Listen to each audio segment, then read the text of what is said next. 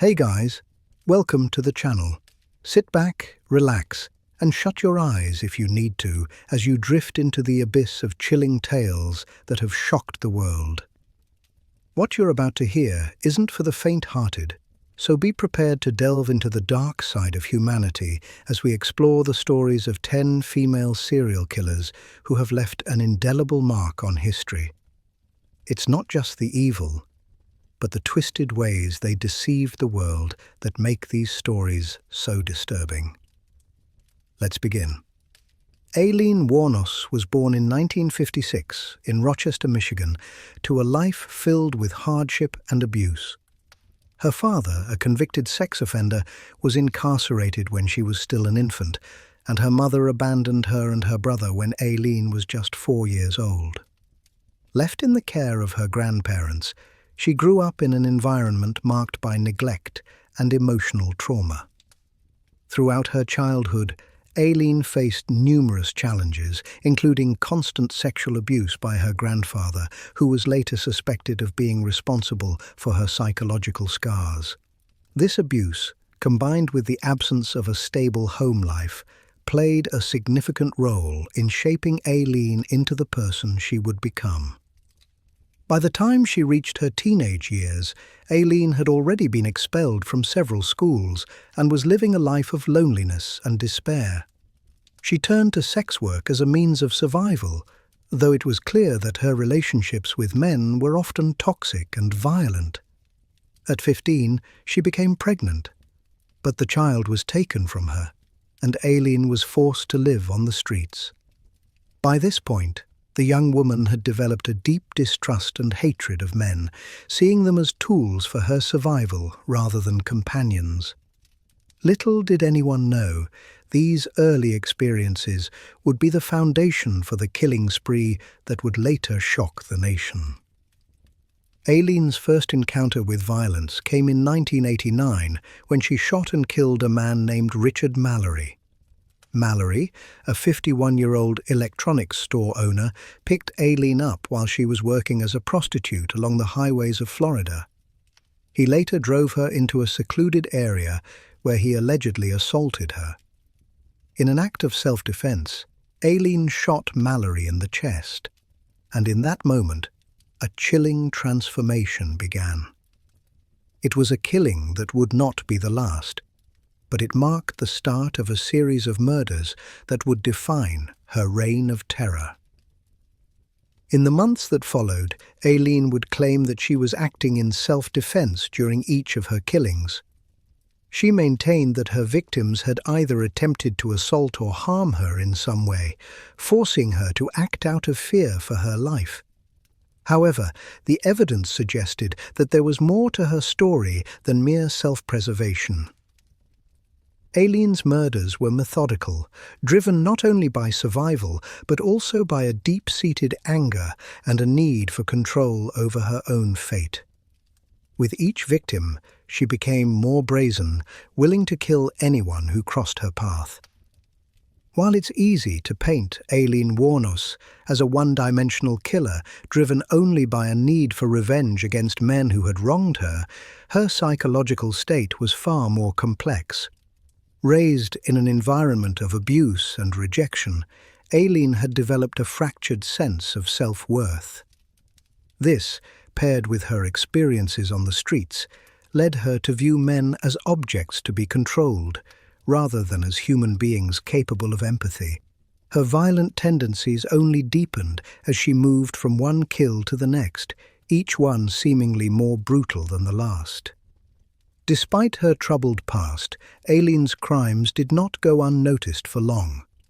The first few murders were committed with little regard for the possibility of getting caught, but as the number of bodies grew, so did the police investigation.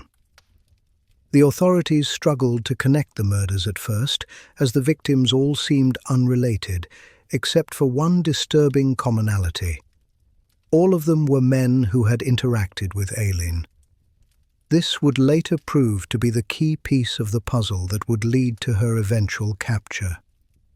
It wasn't until Aileen killed her sixth victim, a man named Walter Antonio, that the police began to suspect a pattern. Walter was a 62-year-old man who had given Aileen a ride while she was hitchhiking. Like the others, he was murdered in a secluded area, and Aileen took steps to cover up the crime by disposing of his body in a nearby wooded area. However, unlike her previous victims, Walter's death would eventually lead investigators to her.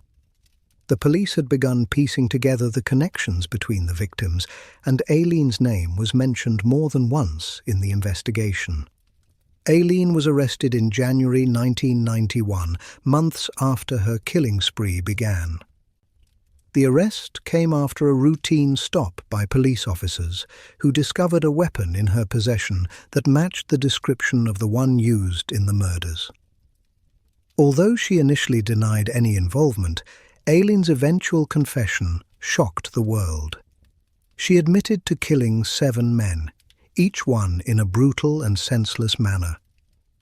What was perhaps even more shocking was how coldly and methodically she spoke about the murders, as if they were simply an unfortunate but necessary part of her survival. As Aileen was taken into custody, she was already beginning to process the implications of her actions. Despite her chilling admission, there were still questions surrounding the exact motivations behind the killings. Was Aileen truly a victim of circumstance, or was she a predator who had carefully planned each murder with the intent to kill? The truth about her crimes would become the subject of intense debate in the years to come. Aileen Wuornos's case would go on to become one of the most talked about in modern criminal history. She was convicted of 6 of the 7 murders she committed and was sentenced to death in 1992. Her trial captivated the public, drawing attention not just to her heinous acts, but to the circumstances that had led to her transformation into a serial killer. Many argued that Aileen was the product of a society that had failed to protect her, while others believed she was simply a cold-blooded killer who used her troubled past as an excuse for her actions. As she sat on death row, Aileen's story began to evolve. Her narrative shifted between remorse and defiance. Some of her letters from prison revealed a woman who was not completely at peace with her past, but who had come to terms with the consequences of her actions. However, others suggested a person who was still struggling with the trauma that had defined her life. In October 2002, after over a decade on death row, Aileen Wuornos was executed by lethal injection. Her death marked the end of a reign of terror that had lasted for years and left a lasting impact on the criminal justice system. Aileen's case raised questions about the psychological effects of abuse, the complexities of female serial killers, and the moral implications of the death penalty. Aileen Wuornos's story will forever be remembered as one of the most disturbing and tragic tales in modern criminal history. Her transformation from a victim of abuse into a ruthless killer serves as a chilling reminder of how deep the scars of trauma can run. For those who followed her case, her death was the final chapter in a life that was marked by violence, manipulation, and pain. Yet for others, it was a moment to reflect on the system that allowed her to fall through the cracks and ultimately become a killer. Her story serves as both a cautionary tale and a testament to the complex ways in which trauma can shape a person's life. It forces us to confront uncomfortable questions about the intersection of nature, nurture, and the choices we make in the face of unimaginable pain.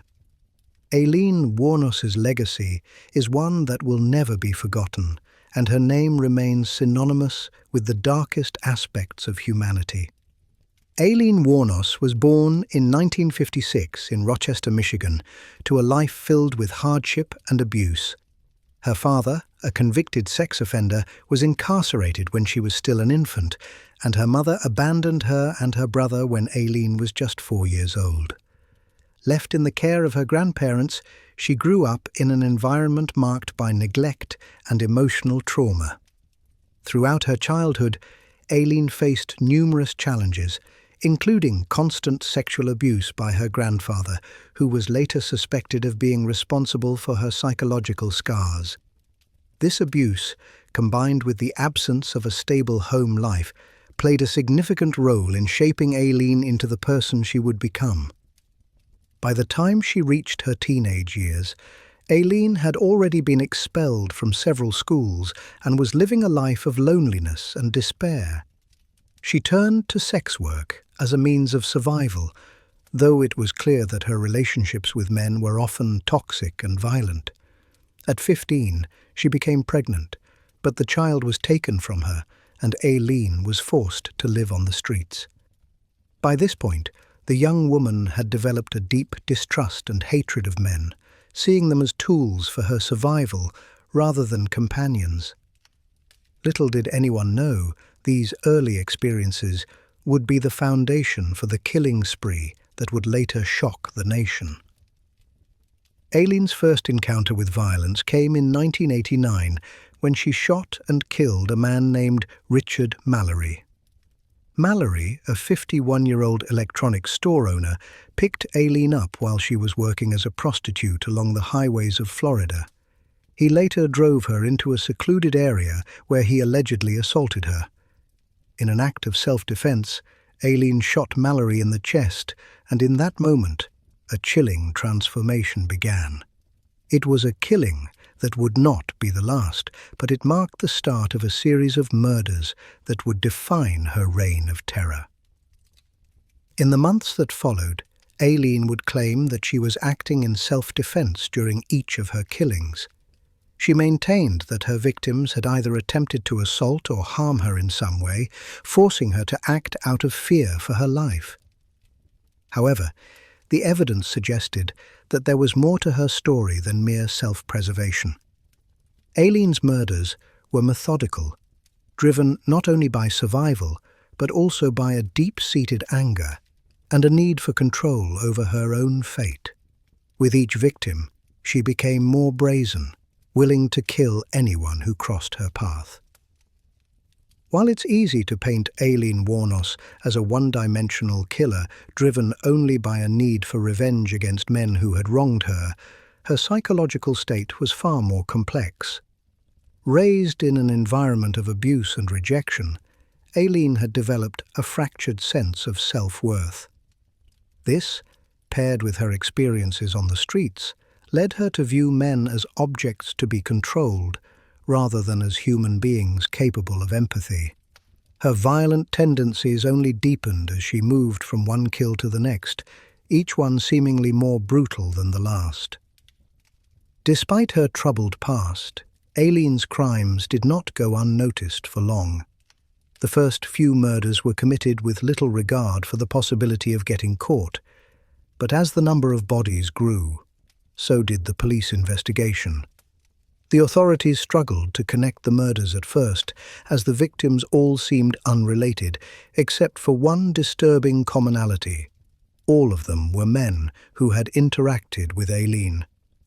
This would later prove to be the key piece of the puzzle that would lead to her eventual capture. It wasn't until Aileen killed her sixth victim, a man named Walter Antonio, that the police began to suspect a pattern. Walter was a 62-year-old man who had given Aileen a ride while she was hitchhiking.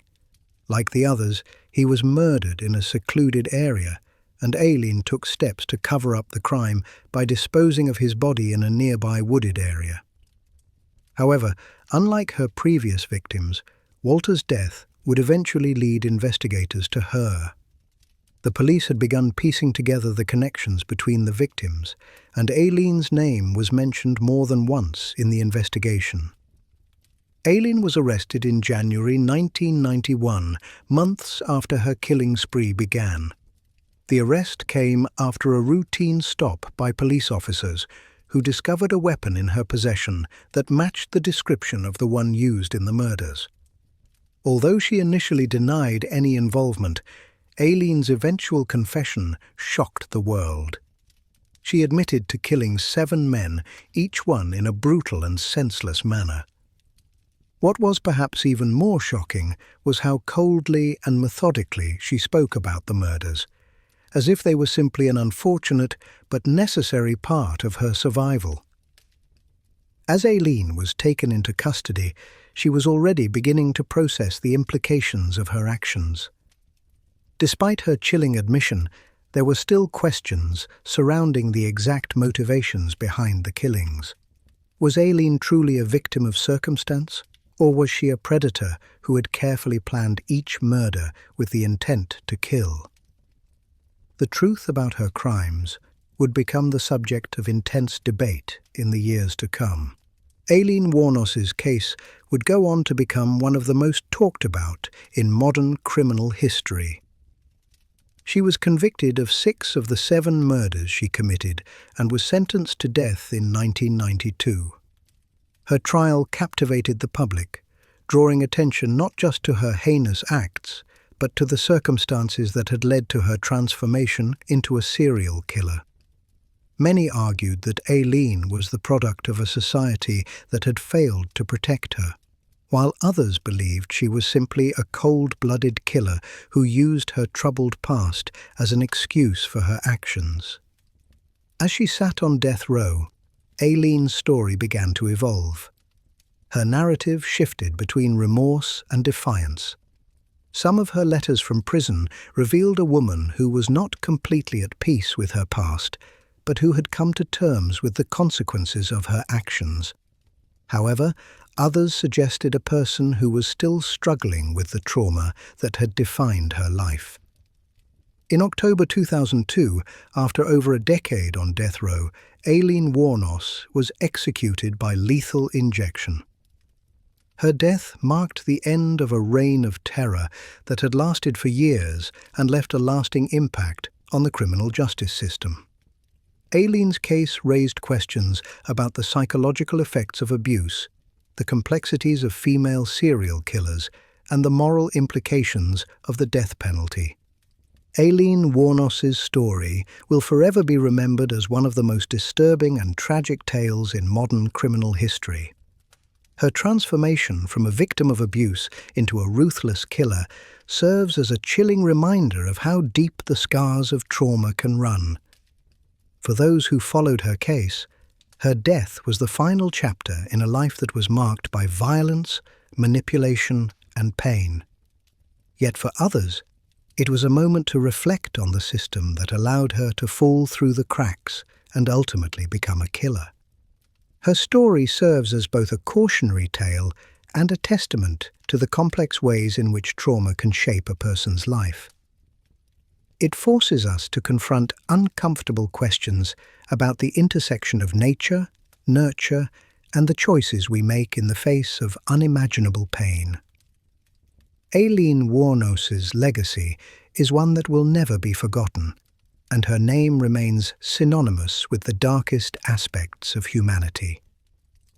Aileen Wuornos's killings didn't just shock the world.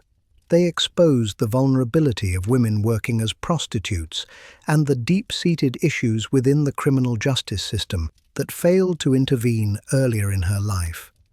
Her transition from a victim of abuse to a serial killer can be seen as a grim portrait of a society that repeatedly abandoned her when she needed protection the most. After Aileen's first murder, she did not stop. The acts she committed were not moments of desperation, but steps in a deliberate path that would eventually leave behind 7 bodies scattered across Florida's highways. In the months following her first murder, Aileen's pattern of victim selection became increasingly apparent. Each of her victims was a man who, in some way, had fallen into her trap. She would pick up men while hitchhiking, often luring them with the promise of sex, then get them to a secluded area where she would rob and murder them. It was almost as if she had learned to see men as predators and had adapted her strategy to become the predator herself. The more she killed, the more her approach evolved into one of cold calculation. Richard Mallory, her first victim, was a man with a criminal record, a fact Aileen often cited in her defense when explaining why she shot him. Yet, as the victims piled up, it became clear that Aileen's choice of men was not random. Each man had a certain vulnerability, whether it was their loneliness, willingness to pick up a hitchhiker, or just an aura of desperation. And for Aileen, it seemed that these were the men who became the targets of her violent rage. Aileen's next victim, 43-year-old David Spears, was shot 6 times in the chest. He was a part-time worker who had been out in the woods when he was murdered. The investigation initially failed to connect his death with the others, but as the pattern of her murders continued, the police began to realize there was something far more sinister at play. What was most disturbing was the casual nature with which Aileen committed her killings. She didn't seem to hesitate, and there was no emotional disturbance during her confessions. In interviews, she admitted to being in control of every situation, the act of killing providing her with a twisted sense of power that she had never experienced before. The next murder, that of 40-year-old Charles Cascadden, occurred on May 31st, 1990. Charles was another man who offered Aileen a ride, and she murdered him in the same manner, shooting him multiple times. Aileen's killing spree was becoming more reckless with each passing victim. She began to show less and less fear of being caught, as if she had resigned herself to a fate of either death by execution or life in prison. As Aileen's murders became more frequent, she made a grave mistake. She killed another man, Walter Antonio, on June 1st, 1990, and the investigation into his death would eventually lead to her undoing. Walter, a 62-year-old man, had picked Aileen up on the side of the road, much like the others, and was never seen again. His body was found a few days later, but it wasn't until his car was found that investigators began to see a connection between the murders. In her confession, Aileen described how she had shot Walter after he attempted to assault her. She claimed that he had been physically threatening, which was a narrative she had used before to justify her actions. But this time, the story did not hold up. Unlike her other victims, who had been dumped in isolated areas, Walter was disposed of in a way that was far more sloppy. His body was found, and the police were able to trace his car back to Aileen. This led to her arrest. By now, the police were connecting the dots. They had already linked the other killings through the types of wounds and similar methods of killing. They realized Aileen had been operating along a string of highways, murdering men who picked her up under the pretense of offering her a ride. The pattern was disturbingly clear, but what made the investigation even more perplexing was Aileen's background. When Aileen was arrested in 1991, the public's response was a mixture of fascination and horror. She had been living under the radar for months, and yet she had somehow managed to avoid capture. The world was left wondering how someone who had experienced such intense trauma in her early life could commit such heinous acts. But perhaps more chilling was the revelation that Aileen had no remorse for her actions. During her interviews, she openly admitted to killing men because they had tried to hurt her. There was no mention of regret, no indication that she understood the severity of her crimes. Instead, she seemed to view the murders as just another part of her life cycle, something that had to happen for her to survive. What made Aileen's case even more complex was her relationship with the media and the public. She became a spectacle, an object of both fascination and pity. Some saw her as a victim of circumstance, a woman whose history of abuse and neglect had warped her into the killer she became. Others saw her as nothing more than a cold-blooded murderer, someone who had exploited her troubled past to gain sympathy while committing horrific acts. Throughout her trial, Aileen's psychological state was scrutinized. Her defense team attempted to argue that she was suffering from post-traumatic stress disorder, PTSD, caused by her history of abuse. But the prosecution argued that Aileen was in full control of her actions, presenting her as a calculating killer who had carefully planned each murder. As the trial progressed, it became increasingly clear that Aileen's mental state was far from simple. She was neither a passive victim nor a traditional psychopath. She was a woman driven by a mixture of anger, fear, and control, someone who had been pushed to the edge by a life filled with trauma. Aileen Wuornos' case was one of the most high-profile and debated in the history of female serial killers. It raised questions about the causes of female violence, the nature of self-defense in cases of prostitution, and the role of mental illness in the criminal justice system.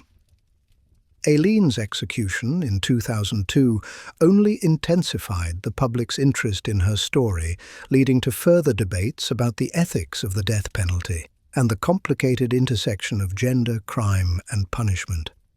While Aileen Wuornos was one of the most notorious female serial killers, she remains a deeply tragic figure, shaped by the trauma she endured throughout her life. Her murders were not just the product of a disturbed mind, but also the result of years of societal neglect and abuse. Aileen's story is a chilling reminder of how the cycle of violence and trauma can create a perfect storm, one that turns a victim into a perpetrator in a moment of desperation. As her story continues to captivate people's imaginations, the mystery surrounding her motivations remains a topic of conversation. Was Aileen truly a victim of circumstance, or was she simply a killer? The truth, as always, is far more complicated than it seems. And for those who followed her case, it's a reminder of the dark, twisted path that can lead a human being to commit unspeakable acts. Aileen Wuornos' legacy is one of death and destruction, but it is also one of pain, survival, and the desperate search for a way out of a world that never offered her a chance. After Aileen Wuornos was arrested in January 1991, the world began to take notice of the complex psychological layers behind her crimes. Aileen's life had been nothing short of tragic, but it was the violence that ultimately defined her legacy. With her capture came the unfolding of her story, which revealed a woman who had been broken by her past and was seeking some form of control in a world that had continually betrayed her. It was clear that Aileen's motivations went beyond simple self-defense. For her, the murders had become something more, an outlet for the anger and trauma she had bottled up for decades. In the months following her arrest, Aileen was held in a Florida jail while awaiting trial. The media frenzy surrounding her case was unprecedented. She was quickly labeled the highway killer, a woman who preyed on lonely, vulnerable men on the road. But the label did little to capture the complexity of Aileen's actions or her psychological state. The public was fascinated by her, drawn to the idea that a woman could commit such brutal acts, and the media portrayed her as both a monster and a victim. She was a symbol of both the fragility and danger that lurked in the shadows of society. Aileen's trial began in 1992, and the proceedings were filled with tension and drama. Her defense team argued that she was suffering from post-traumatic stress disorder, PTSD, as a result of years of abuse, both physical and sexual.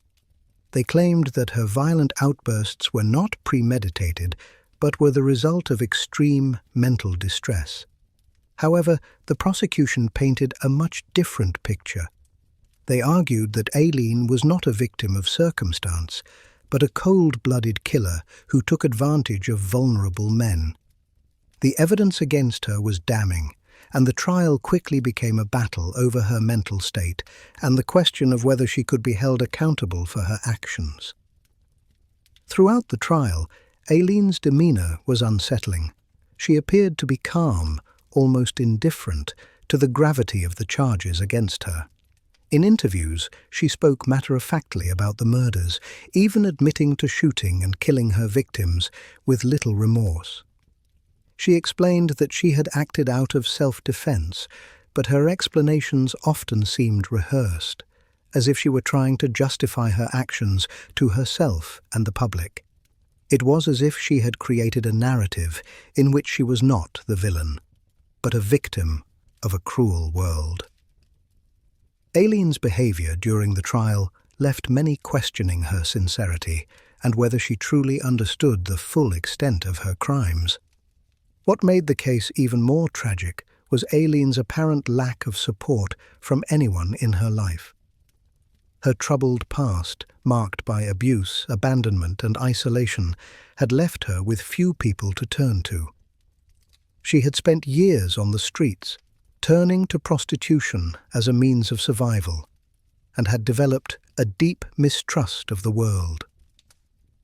Aileen's relationship with her mother, who had abandoned her at a young age, was strained. There were no loving family members or friends to vouch for her character or offer any form of emotional support during her trial. In many ways, Aileen's case was not just a story of murder, but a reflection of the systemic failures that had contributed to her tragic life. The media coverage of the trial added fuel to the fire. Some outlets portrayed Aileen as a victim of her circumstances, a woman who had been so deeply scarred by her past that she had been pushed to the brink of insanity. Others painted her as a monster, someone who had coldly and deliberately taken the lives of 7 men without remorse. This dichotomy between victim and villain became a central theme throughout the trial, and it blurred the line between justice and sympathy. Was Aileen Wuornos simply a product of her environment, or was she a calculated killer who used her past as an excuse for her actions? Aileen's confession was one of the most unsettling parts of the trial. During police interviews, she freely admitted to shooting and killing her victims, offering chilling details about how she lured them into secluded areas and then executed them. She even described how she had stolen their belongings after the murders, further cementing the idea that her actions were not impulsive but were part of a larger, premeditated plan. Yet in some of her later statements, Aileen seemed to backpedal on her earlier admissions, claiming that the murders were committed in self-defense. She seemed to vacillate between guilt and justification, making it difficult for anyone to determine the truth of her motivations.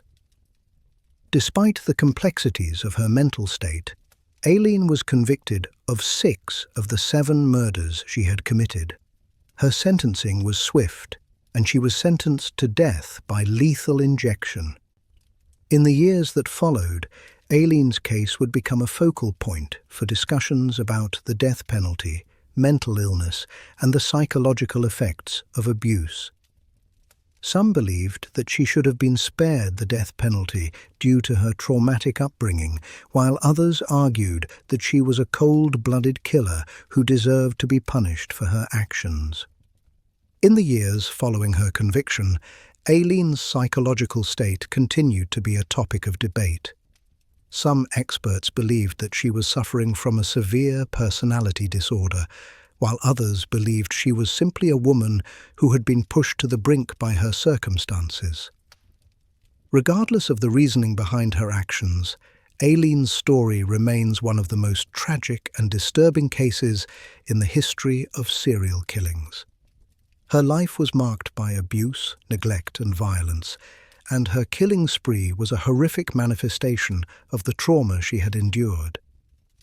Aileen Wuornos's execution took place on October 9, 2002, marking the end of a story that had captivated the public for years. Her death was a bittersweet moment for many, as it closed the chapter on one of the most infamous female serial killers in history. In her final moments, Aileen seemed to reconcile with her fate, acknowledging that she had been wrong in the past, but also insisting that her actions were justified.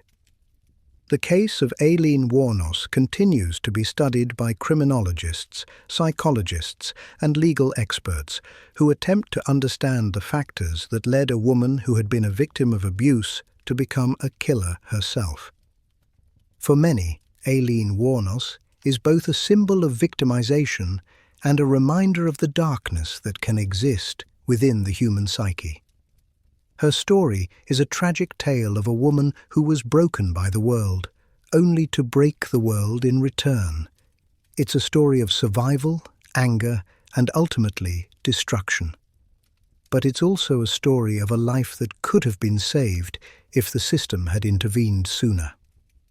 Aileen Wuornos is, without a doubt, one of the most disturbing and complex figures in the history of serial killings, and her legacy will continue to be analysed for years to come. Belle Gunness, one of the most notorious female serial killers in American history, was born on November 22, 1859, in a small village in Norway.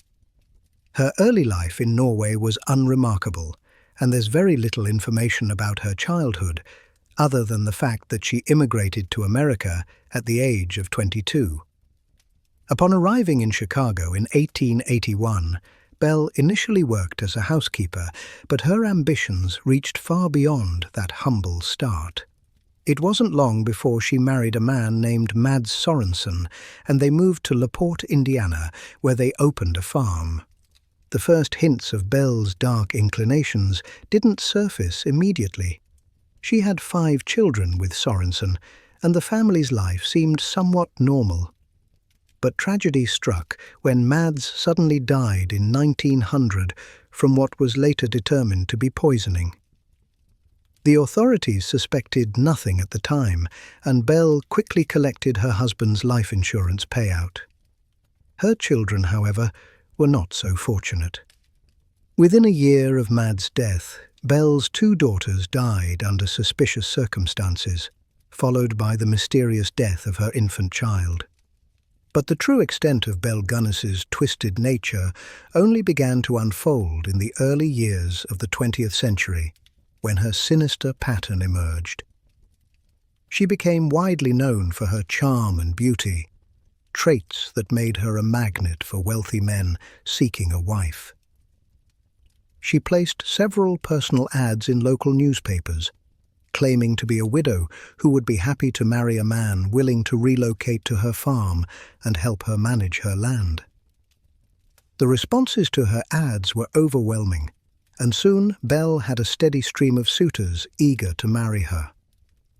Belle's reputation as a woman looking for a second chance at love attracted many men, all of whom had some wealth or property to offer. They would arrive at her farm, eager to start a new life with Belle, only to never be seen again.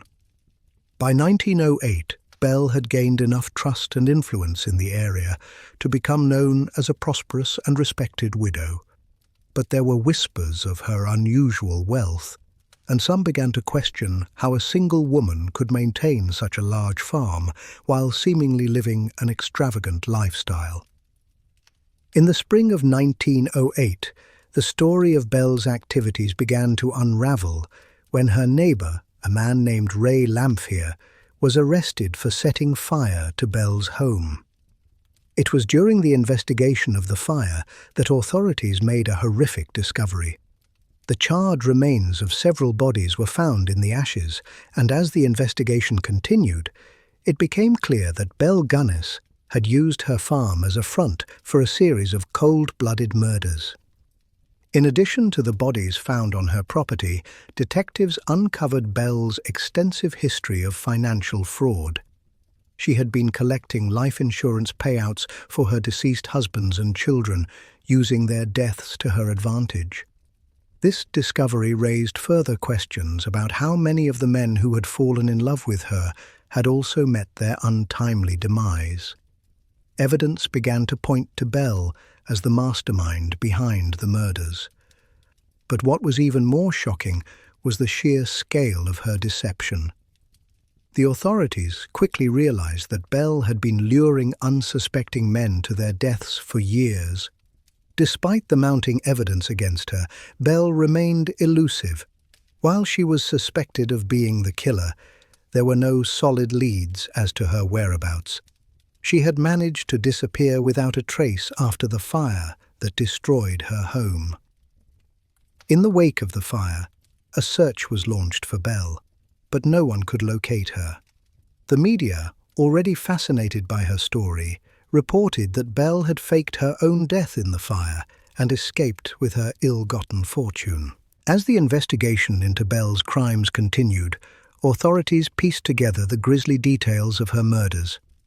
It became clear that she had used various methods to kill her victims: poisoning, strangulation, and even bludgeoning. Her tactics were calculated and methodical, with each murder serving to further her personal agenda. Whether it was securing life insurance payouts, taking control of her victims' assets, or simply satisfying her twisted need for power, Belle Gunness's reign of terror had been far more widespread than anyone could have imagined. But what made Belle so chilling was not just her ability to commit murder, but her complete lack of remorse. She was able to charm, deceive, and manipulate anyone who came into her orbit. Her capacity for cruelty was matched only by her cunning. She had no qualms about killing her children, her husbands, or any man who stood in her way. For Belle, murder was merely a means to an end, and nothing seemed to matter more to her than the pursuit of wealth and power. The case of Belle Gunness became one of the most infamous in the annals of American crime. Despite the investigation and the search for her, Belle was never found, and her ultimate fate remains a mystery. Some believe she escaped to a new life, possibly in another country, while others argue that she was likely killed by the fire that destroyed her home. The possibility of her survival fueled rumors that Belle had managed to slip through the fingers of the law and live out her days in hiding. Belle Gunness's story is one of unrelenting greed, calculated deception, and chilling murder. Her case would go on to inspire numerous books, films, and documentaries as people continued to be fascinated by her ability to evade justice for so long. In many ways, she is the quintessential example of a black widow, a woman who used her charm and beauty to ensnare her victims, only to kill them in cold blood for her own gain. Her story serves as a cautionary tale of the danger of underestimating a woman who can hide behind a mask of innocence. In the end, Belle Gunness remains an enigma. Despite the horrific nature of her crimes, there is something almost mythic about her ability to deceive and destroy. She was a master manipulator, a woman who preyed on the weaknesses of those around her, and she left behind a legacy that still haunts the public imagination. Whether she escaped justice or perished in the fire, one thing is certain: the name Belle Gunness will forever be associated with one of the most chilling cases of serial murder in history.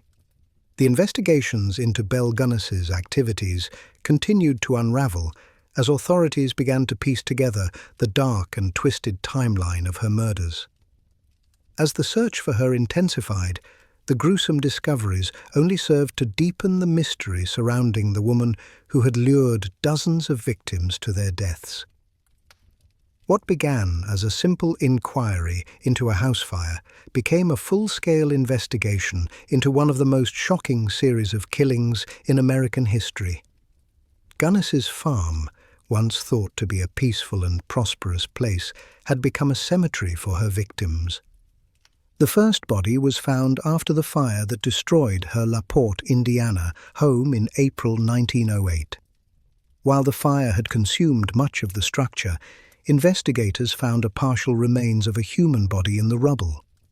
At first, it was believed that Belle herself had died in the flames, her charred body a grim reminder of the inferno. However, further examination of the remains revealed something unsettling. This body was not Belle's. It was a man's body. and it quickly became apparent that the fire had been set to cover up something far more sinister.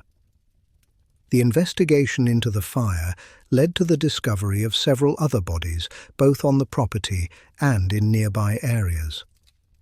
As the authorities sifted through the remains, they uncovered disturbing patterns of foul play.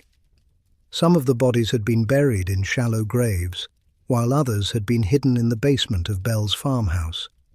Each victim seemed to fit a similar profile: lonely men, often middle-aged, who had responded to Bell's personal ads seeking a new husband.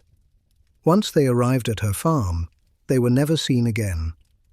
One of the most chilling aspects of the investigation was the realization that Belle Gunness had been running a carefully orchestrated scheme to attract wealthy men, many of whom were immigrants seeking a fresh start in America. She used personal ads to draw men in, promising them love, marriage, and a prosperous future on her farm. But these promises were just a ploy, a way for Belle to lure her victims into her web. Once they arrived, Belle would make them feel at home, even going so far as to cook them elaborate meals. But underneath the surface of this seemingly welcoming facade, there was a deadly trap waiting. Belle's method of killing her victims was equally chilling. She would poison them, often using arsenic, which was a common and easily accessible poison at the time. After poisoning them, she would rob them of their money, jewelry, and any assets they had brought with them. Some of the men were buried in the yard, while others were dumped in nearby rivers or buried in shallow graves. For Belle, murder was a means to an end. She was not simply killing for pleasure, she was killing to secure her wealth and keep the ruse of her prosperous life intact. Investigators were left with little to go on. While the bodies began to pile up, Belle Gunness had managed to evade capture for so long. Her ability to deceive and manipulate her way into the hearts of men left no one suspecting her of such heinous acts. In fact, Belle had developed a reputation in the community as a kind and compassionate widow, a woman who had suffered through the loss of her husband and children. Her charm and warmth made it difficult for anyone to imagine her as capable of such cruelty. Yet, even as the investigation unfolded, there was something about Belle that seemed off to those who had met her. Neighbors and acquaintances reported that she was often evasive when asked about her past, and there were rumors of her temper flaring when she was confronted about certain issues. But even the most suspicious people were fooled by Belle's facade. Her appearance, as a middle-aged widow with a large, well-kept farm, was enough to hide her darker nature from the world. One of the key pieces of evidence that finally led to her unmasking was the discovery of the life insurance policies taken out on the lives of her victims. Belle had been collecting life insurance payouts for each man she had murdered, and the money was used to fund her lavish lifestyle. Each victim had unwittingly provided the financial resources that allowed Belle to live comfortably while continuing her killing spree. It was a pattern that had continued for years, one victim after another, each bringing Belle closer to her goal of becoming rich and powerful. It wasn't just the deaths of her husbands and suitors that made Belle's case so disturbing. It was the murder of her own children. In 1908, Belle's 3 children, who were still living with her, died under suspicious circumstances. The official cause of death was listed as acute gastritis, but there were suspicions that Belle had poisoned them as well. Some speculated that she had killed her children to remove any obstacles standing in the way of her future plans. The timing of their deaths, just before the deaths of several of her suitors, was highly suspicious, and the police began to take a closer look at the circumstances surrounding their passing. As the investigation into Belle's activities grew, more and more people began to come forward with disturbing tales of their encounters with her.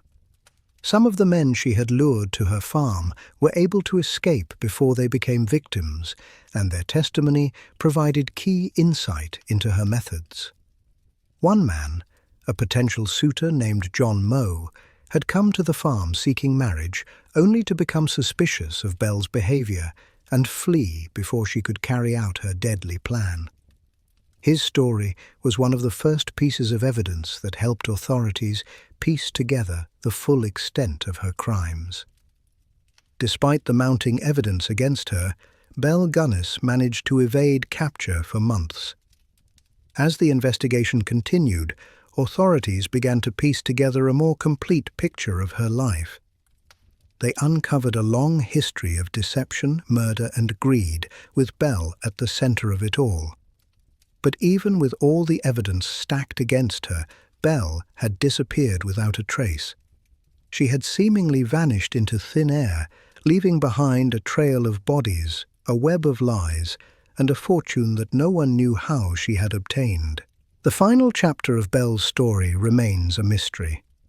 While some believe she faked her death in the fire that destroyed her home, others argue that she may have been killed in the blaze. Despite an extensive search, no trace of Belle was ever found, and her fate remains one of the most enduring mysteries in the history of female serial killers. Belle Gunness's disappearance remains one of the most chilling and debated aspects of her story. After the fire that consumed her LaPorte farmhouse in April 1908, investigators found themselves grasping at straws. Belle's farm was a crime scene in every sense of the word, but the woman at the center of it all was nowhere to be found. The search for her began almost immediately, but as the weeks turned into months and no trace of Belle was found, speculation grew. Was she truly dead, as the fire had suggested? Or had she escaped, leaving behind the charred remains of a life built on deception? The authorities initially believed that Belle had perished in the fire. Her body was expected to be among the remains found in the ruins. However, the body discovered was not hers, but instead the remains of a man. Further examination revealed that the body had been horribly burned, and it appeared to have been intentionally left behind to confuse investigators. The finding of this body raised more questions than it answered. Why would Belle leave a body behind? Was this an accident? Or was it part of an elaborate ruse to make it seem like she had died in the blaze? With no definitive answers, authorities turned to other theories. Some believed that Belle had used the fire as a cover for her escape, and that she had left behind a body to throw investigators off her trail. Given the fact that she had successfully evaded suspicion for years, it seemed plausible that she had planned the fire as part of a grand escape. But there was one significant problem with this theory. Belle was never seen again. If she had fled, where did she go? And how did she manage to stay hidden for so long? The idea that Belle had faked her death was supported by several key pieces of evidence. First, there was the discovery of life insurance policies taken out in the names of her victims. Belle had been collecting life insurance payouts for each of the men she had killed, and the policies had made her a wealthy woman. In fact, some theorized that Belle had staged the fire in order to collect yet another life insurance payout, this time for herself. If she had indeed faked her death, it would explain how she managed to disappear so completely.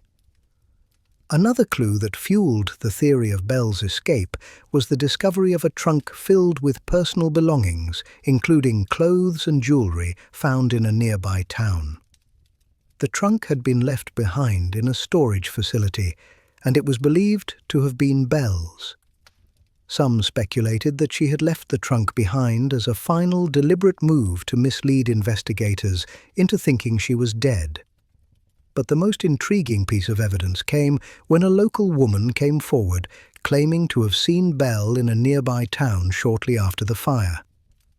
This woman, who had once been an acquaintance of Belle's, claimed to have seen her boarding a train to Chicago, suggesting that Bell had fled the area and was living under a new identity. Despite the growing body of evidence suggesting that Bell had faked her death, there was still no definitive proof that she had survived. As time passed, the trail grew colder and the search for Belle Gunness came to an end. No one ever found her, and she was officially declared to have vanished without a trace. Some believe she died in the fire, her remains reduced to ash beyond recognition. Others continue to argue that she escaped, possibly to live out her days in a new identity, far from the crimes she had committed. The unanswered questions surrounding Belle's disappearance have only added to her infamy. If she had indeed survived, she would have been one of the most cunning and ruthless criminals in history. Not only did she manage to evade capture for so long, but she also escaped with the fortune she had stolen from her victims. For some, this only added to the mystery and the legend of Belle Gunness. She had managed to deceive not only her victims, but the entire justice system, leaving behind a trail of bodies and a fortune that she had stolen. In the years following Belle's disappearance, her story continued to captivate the public. She became the subject of books, documentaries, and films, with her name becoming synonymous with the idea of the Black Widow killer.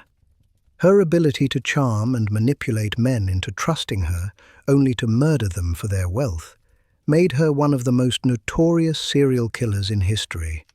But what makes Belle's case even more disturbing is the fact that, unlike many other serial killers, she was not driven by a need for fame or notoriety. She killed purely for money and power, and once she had accumulated enough wealth, she disappeared without a trace. The fact that Belle was never caught has led some to question whether she ever truly faced justice for her crimes. Even though she was never convicted, her actions were thoroughly investigated, and the evidence against her was overwhelming. In the end, Belle Gunness became a symbol of the dangers of trust and manipulation, showing how far a person would go to deceive and destroy others for personal gain.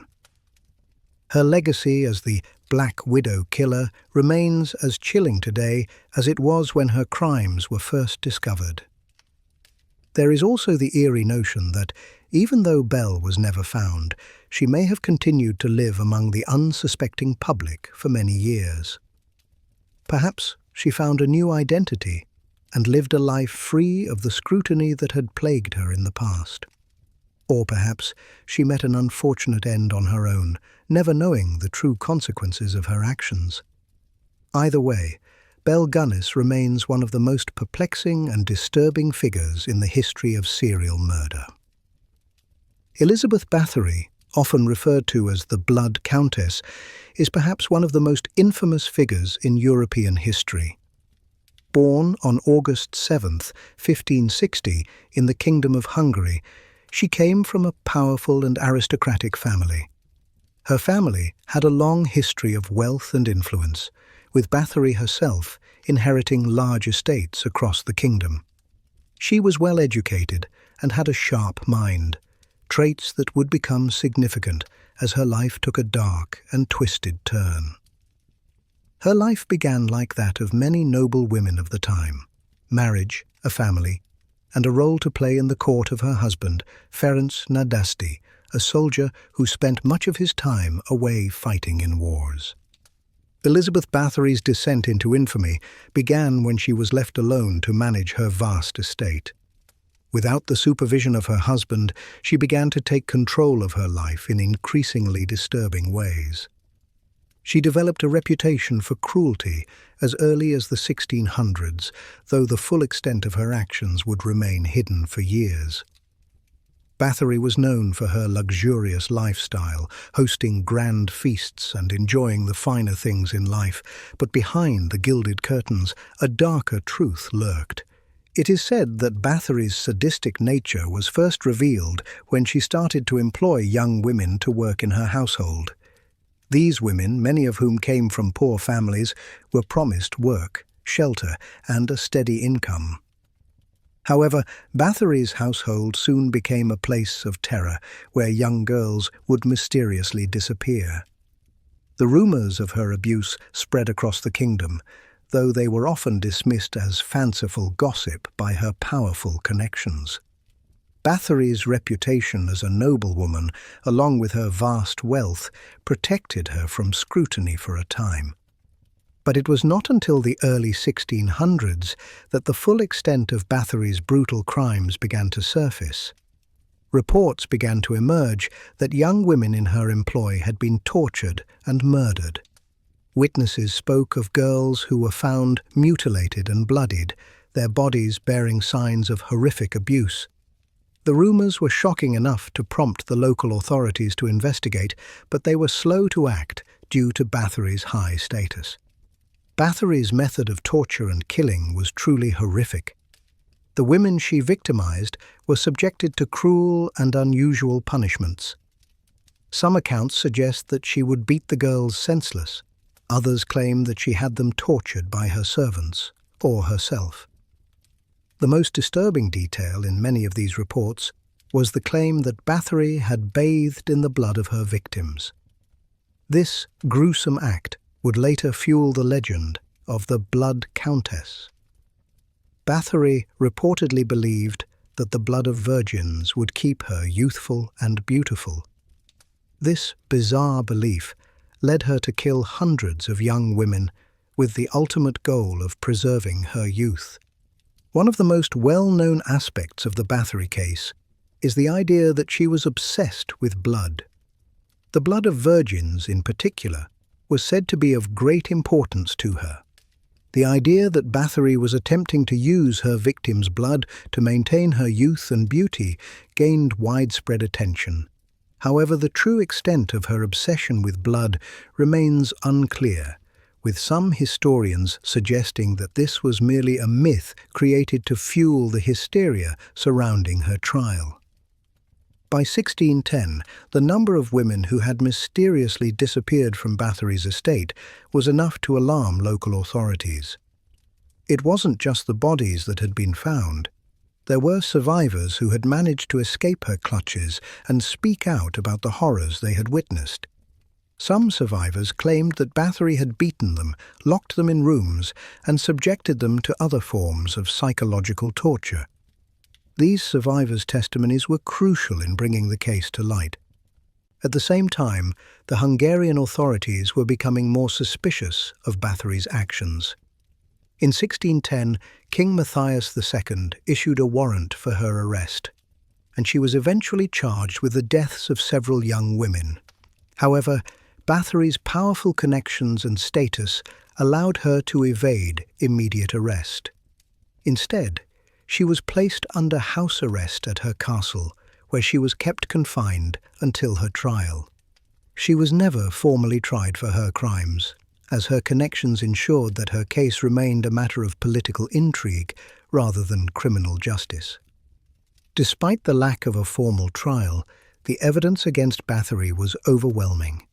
A number of witnesses came forward to testify against her, including former servants who claimed to have witnessed the abuse firsthand. They spoke of how Bathory had taken pleasure in torturing her victims, and in some cases they reported that she had even participated in the killings herself. The accounts were grisly, describing how Bathory would allegedly slit the throats of her victims or torture them with cruel devices. While there is no exact record of how many women Bathory killed, estimates range from dozens to over 600. The number of her victims remains unclear, as many of the deaths were never fully investigated. However, what is certain is that the atrocities committed by Bathory were on a scale that was unprecedented for a woman of her time. She was both feared and revered in her community, and her cruelty was matched only by her status as a noblewoman. The investigation into her crimes culminated in her being placed under house arrest at her castle, where she would spend the rest of her life. Although she was never formally tried, Bathory was held accountable for her actions in the court of public opinion. The legend of the Blood Countess began to grow, fueled by tales of her sadistic practices and her obsession with blood. Some accounts suggest that she was even rumoured to have been walled up in her castle as punishment for her crimes, though historians dispute this version of events. The case of Elizabeth Bathory became one of the most infamous in history, and her name has become synonymous with horror and sadism. While some aspects of her life remain shrouded in mystery, what is clear is that she was a woman whose actions were driven by an insatiable need for power and control. Her crimes not only shocked Europe, but also contributed to the growing fear of female power and violence in the 17th century. As Elizabeth Bathory's reign of terror continued, the scope of her crimes began to take on a far more sinister dimension. While initially the deaths of young women could be attributed to illness or the harsh conditions of the time, the sheer volume of bodies, combined with the increasingly gruesome details provided by witnesses, forced authorities to confront the horrifying reality that a noblewoman of her standing was responsible for these horrific acts. Bathory's luxurious estate, known as Chaktiche Castle, became the epicenter of her sadistic spree. It was here that she lured dozens, if not hundreds, of young women, mostly from poor families, promising them a better life. For many, this seemed like an opportunity for escape from the hard realities of their impoverished lives. However, for those who were not fortunate enough to escape, the castle would become their final resting place. As more survivors came forward, the true extent of Bathory's depravity began to surface. Among those who managed to survive her brutal treatment, there were reports of unimaginable torture. Some women were reportedly stripped and bound, left to starve or freeze to death in isolated chambers of the castle. Others were said to have been subjected to horrific rituals, often in the presence of Bathory herself. The most chilling stories described how Bathory would personally participate in the torment, whipping and beating her victims or using hot irons to burn their skin. But perhaps the most infamous of the allegations was the claim that Bathory bathed in the blood of her victims, believing that it would keep her youthful and beautiful. Despite the mounting evidence, it took years before Bathory was finally held accountable. The slow-moving gears of justice in 17th-century Hungary meant that she could continue her violent rampage with little fear of reprisal. It wasn't until 1610 that the case finally began to unravel.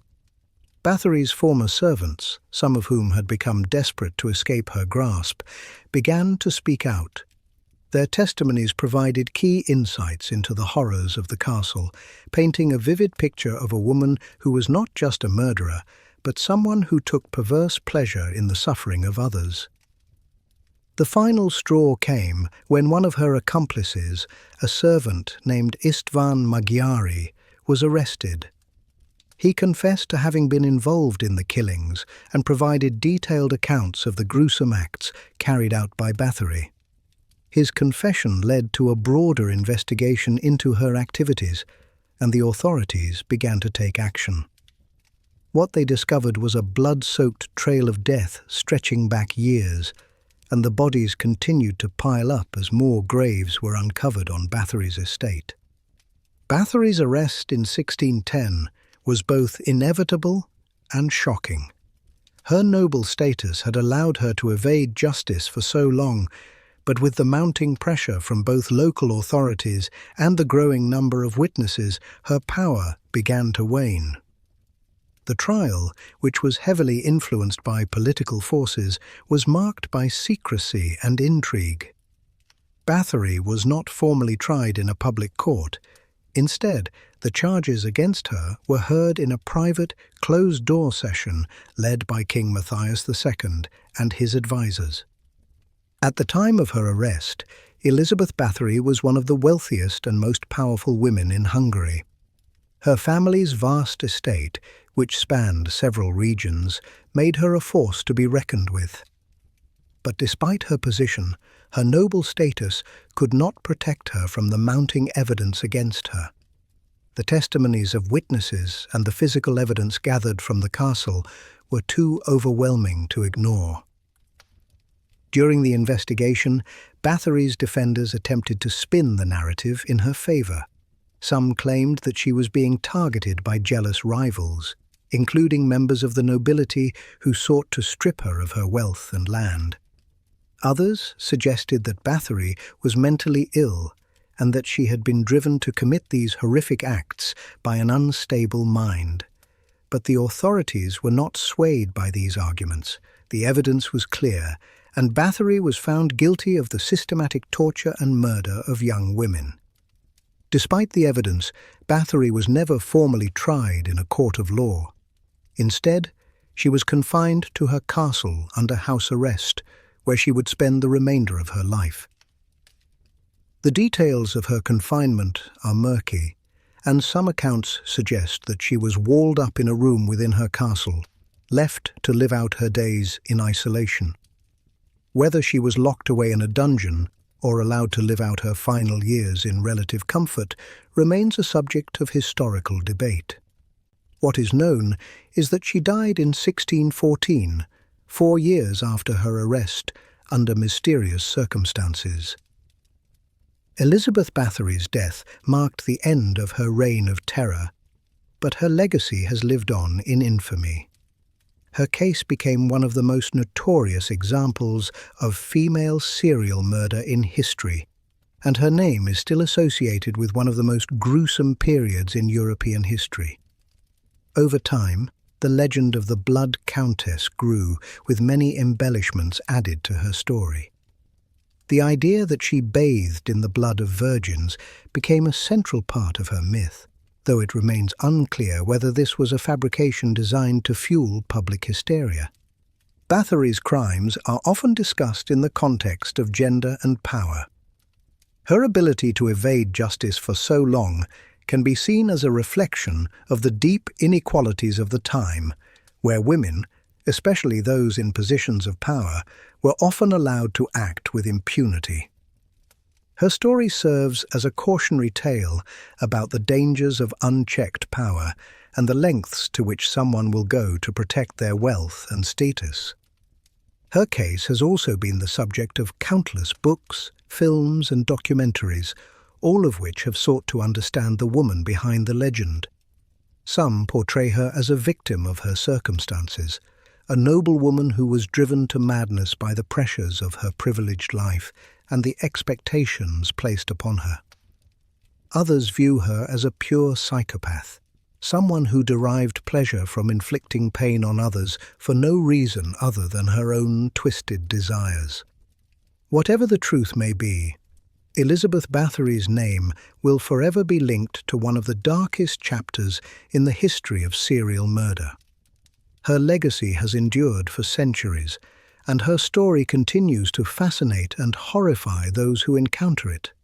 Whether she was a victim of her own mind or a deliberate predator who used her power to kill with impunity, Bathory's tale is one that serves as a chilling reminder of the darkness that can lurk beneath the surface of even the most seemingly respectable individuals. As Elizabeth Bathory's trial proceeded behind closed doors, it became increasingly clear that the case was not just about a woman accused of murder. Her status as a powerful noblewoman had complicated the legal proceedings. Bathory's family was influential, and her wealth made her a force to be reckoned with. As such, her trial was seen as much more than an ordinary criminal case. It was a political affair with heavy implications for the aristocracy. The trial, which took place in 1611, was held in secret. Bathory was charged with the murder of dozens, if not hundreds, of young girls.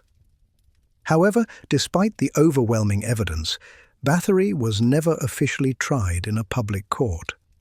Instead, King Matthias II and his advisors decided to deal with the matter privately, which was likely influenced by the fact that Bathory's family still held considerable power. The prosecution had gathered damning evidence against her. There were witnesses, former servants and victims who had escaped, and testimonies detailing the horrors they had witnessed at Bathory's castle. Some of the testimonies came from girls who had survived her sadistic treatment and who had managed to flee before they could be killed. These survivors described how Bathory had tortured her victims in increasingly violent ways, using instruments of pain such as needles, whips, and even hot irons.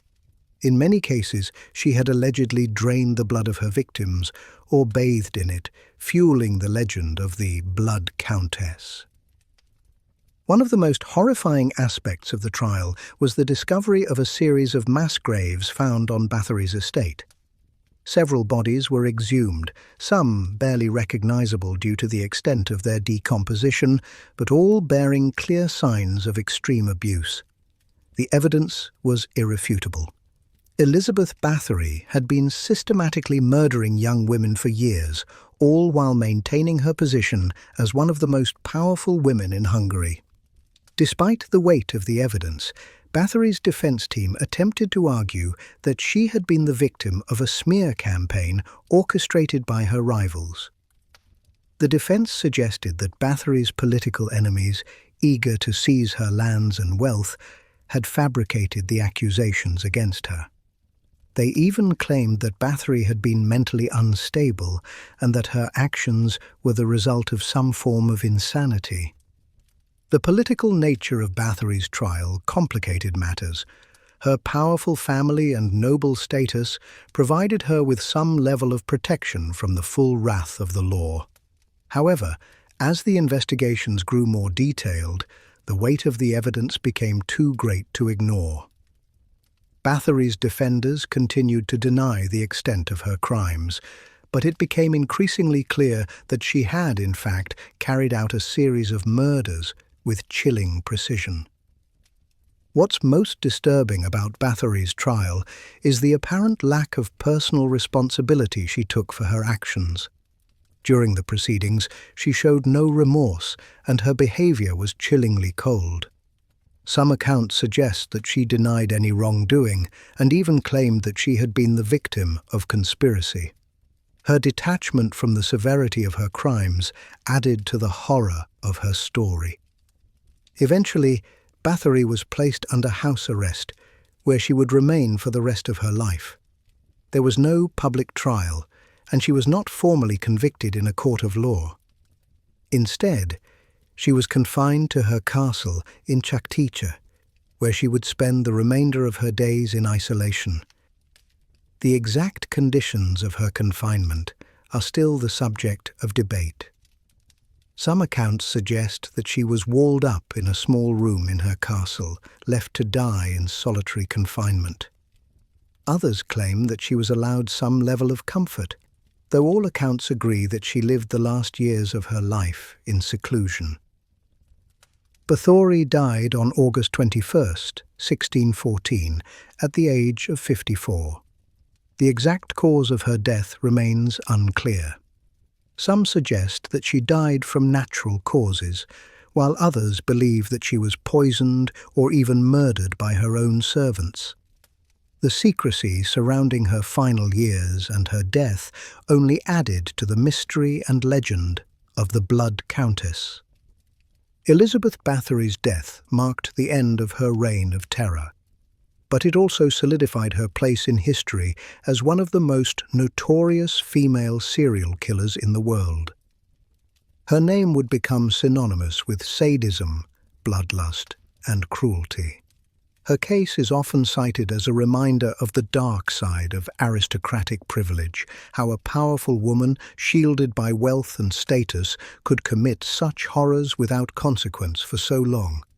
What remains truly disturbing about Bathory's story is the way in which she used her position of power to not only take the lives of so many innocent women, but to do so with such twisted rationalization. The belief that she could preserve her beauty and youth by bathing in the blood of virgins reveals a mind that was far removed from reality, consumed by a need for control, power, and immortality. The fact that she was able to execute such horrific acts for so long under the radar of authorities speaks to the incredible influence she had over those around her. Elizabeth Bathory's case also raises important questions about gender, power, and the way women in positions of authority have been viewed throughout history. While male serial killers have often been seen as monsters, Bathory's case challenges the conventional idea of what a female criminal could look like. Bathory was a woman who defied expectations, someone who used her beauty, her intelligence, and her position in society to mask her true nature while leaving a trail of suffering and death in her wake. Her legacy is one of both fascination and horror. The mystery of Bathory's crimes continues to intrigue and repulse people to this day, and her story has been immortalized in numerous works of literature, film, and folklore. The idea of a woman so consumed by vanity and sadism that she would kill young girls to preserve her beauty is as chilling as it is tragic. In the end, Elizabeth Bathory's story serves as a haunting reminder of the darkest impulses that can exist within a human being, regardless of their gender, wealth, or social standing. Chapter 10. Nanny Doss, the Giggling Granny, Part 1. Nanny Doss, who would later be known as the Giggling Granny, seemed like the picture of domestic bliss on the surface. Born in 1905 in Blue Mountain, Alabama, Nanny's early life was not much different from other girls of her time. She was raised in a rural, working-class family. But as Nanny grew older, something about her darkened. She became known for her sweet demeanor and loving nature, qualities that would serve her well when it came time to manipulate her victims. Her first marriage at the age of 16 to a man named Charlie Braggs seemed normal at first.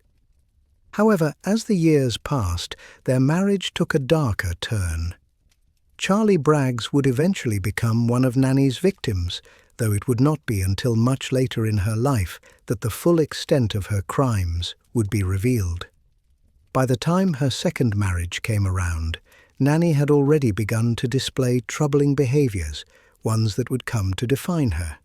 Nanny's second husband, Sam Doss, whom she married in 1952, was the man who would become the centerpiece of her deadly spree.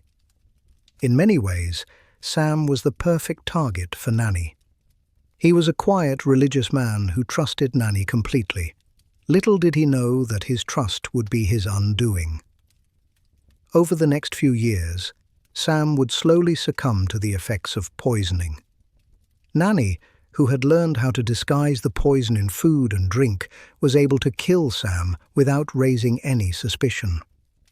It wasn't until after his death that authorities began to take a closer look at the unusual circumstances surrounding the deaths of those close to Nanny.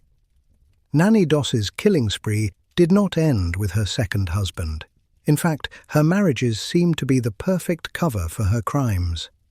Throughout the years, she would go on to marry and kill a series of men, all of whom had been lured in by her charm and warm demeanor.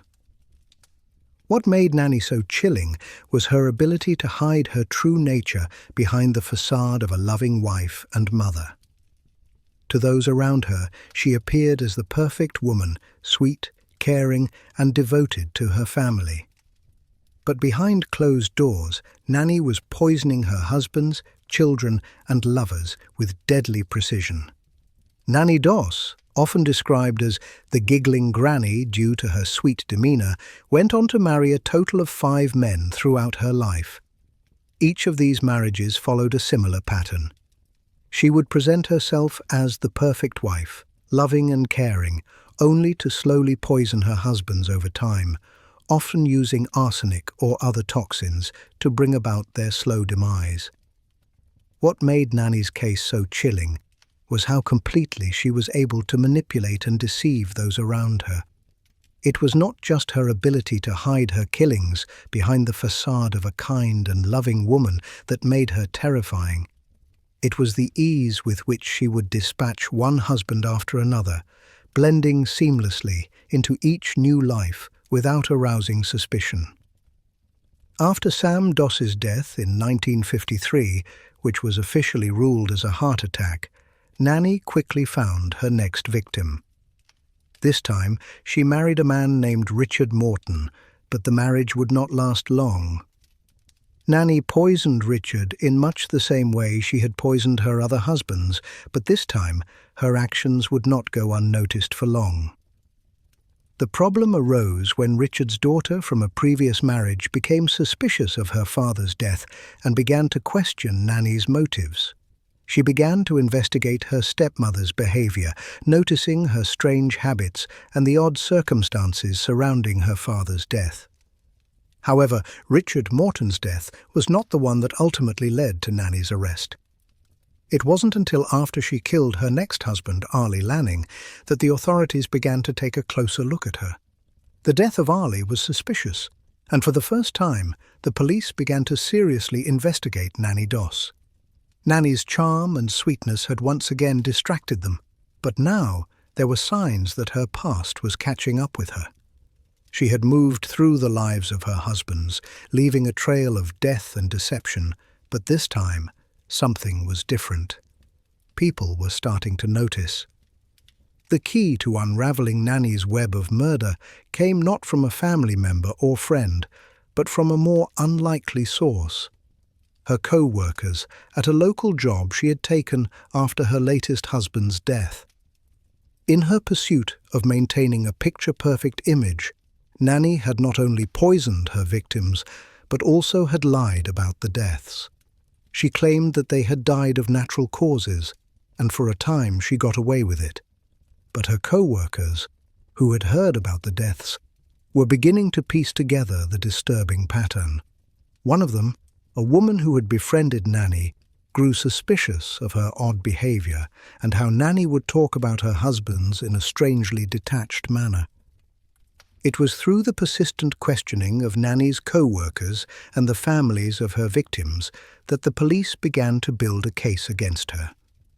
The investigation revealed that Nanny had killed at least 4 of her husbands, as well as several of her children and grandchildren.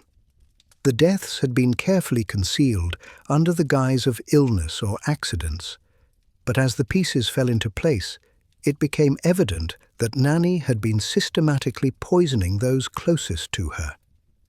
The breakthrough in the case came when Nanny was finally caught red-handed.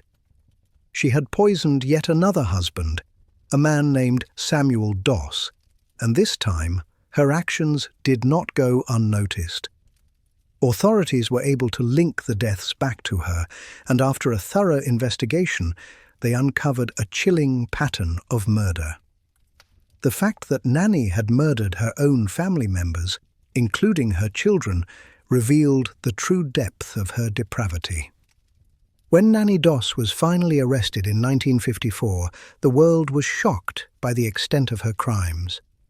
The idea that a woman, someone who was supposed to be nurturing and loving, could commit such brutal acts was almost impossible to comprehend. Nanny's trial revealed the shocking details of her killings and her disturbing motivations. She was not driven by lust, power, or revenge, as many serial killers are. Instead, she seemed to kill out of a desire for money, security, and control. The life insurance policies she took out on her husbands, as well as the financial gain she received from their deaths, pointed to a pattern of murder committed for financial gain. What made Nanny Doss especially chilling was how she hid her true nature behind the role of a loving wife and grandmother. Her neighbors and friends never suspected a thing. She was always smiling, always friendly, always ready to serve a cup of coffee to anyone who visited. She was the quintessential mother figure, and yet behind closed doors she was a monster. Nanny Doss is often considered one of the most deceptive and manipulative female serial killers in history, and her ability to blend into society while committing such gruesome acts only adds to her legacy as one of the most notorious women in criminal history. Her trial was a spectacle. The public was fascinated by the fact that a seemingly mild-mannered grandmother could commit such horrific murders. In interviews, Nanny seemed oddly calm and detached, almost like she had no real understanding of the gravity of her actions. She expressed no remorse for her crimes, only stating that she had done what she needed to do to survive. Her chilling nonchalance left many questioning her psychological state, but the fact that she had managed to kill so many people without being caught for so long raised even more disturbing questions about how well we truly know the people around us. In the end, Nanny Doss was convicted of 10 murders, though many suspect that she may have killed more. She was sentenced to life in prison, where she spent the remainder of her days until her death in 1965. Her legacy continues to haunt the world of true crime enthusiasts, serving as a chilling reminder that even the most seemingly innocuous people can harbor the darkest secrets. Nanny Doss's story is a tale of manipulation, deception, and the lengths to which a person will go to get what they want. It forces us to confront the idea that monsters can wear many faces, and sometimes the most dangerous people are the ones who seem the least threatening. Her tale serves as a warning that we should never underestimate the potential for evil, no matter how well disguised it may be. The giggling granny will forever be remembered as one of the most sinister figures in the history of female serial killers. Nanny Doss's final years in prison were marked by a chilling indifference to the suffering she had caused. After being convicted of 10 murders, she was sentenced to life in prison at the Tulsa State Penitentiary in Oklahoma.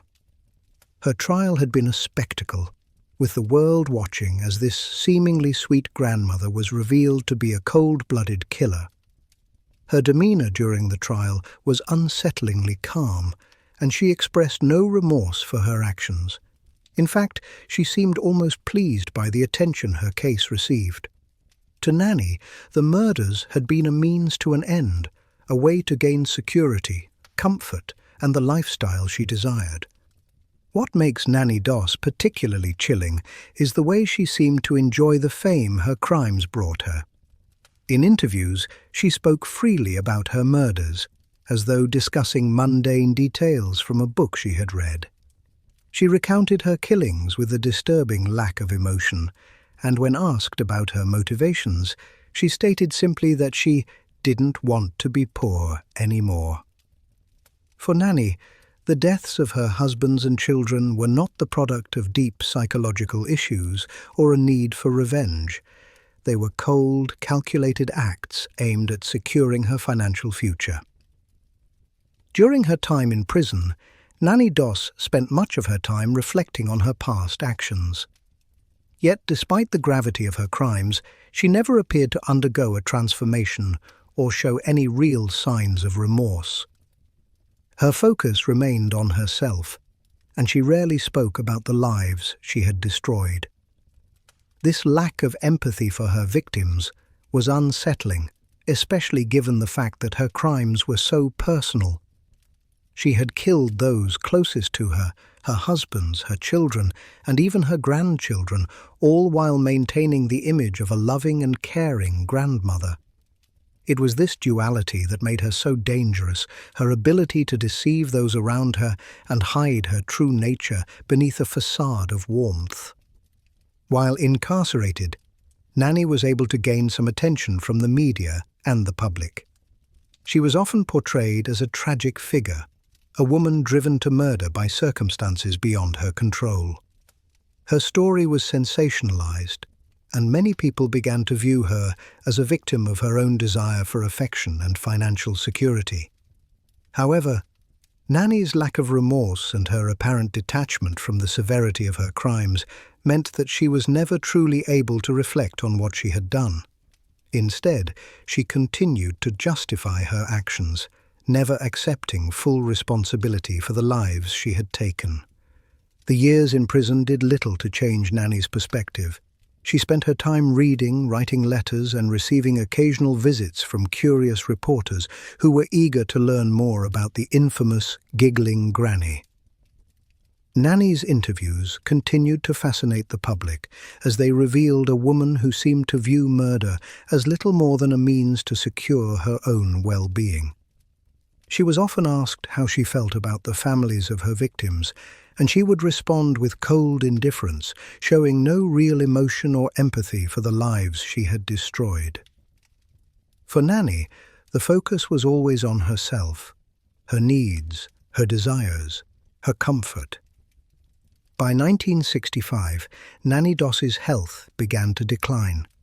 She had suffered a stroke that left her debilitated, and her physical condition worsened over time. In the final months of her life, she was placed in a hospital ward where she remained until her death on June 4, 1965. She was 59 years old at the time of her passing.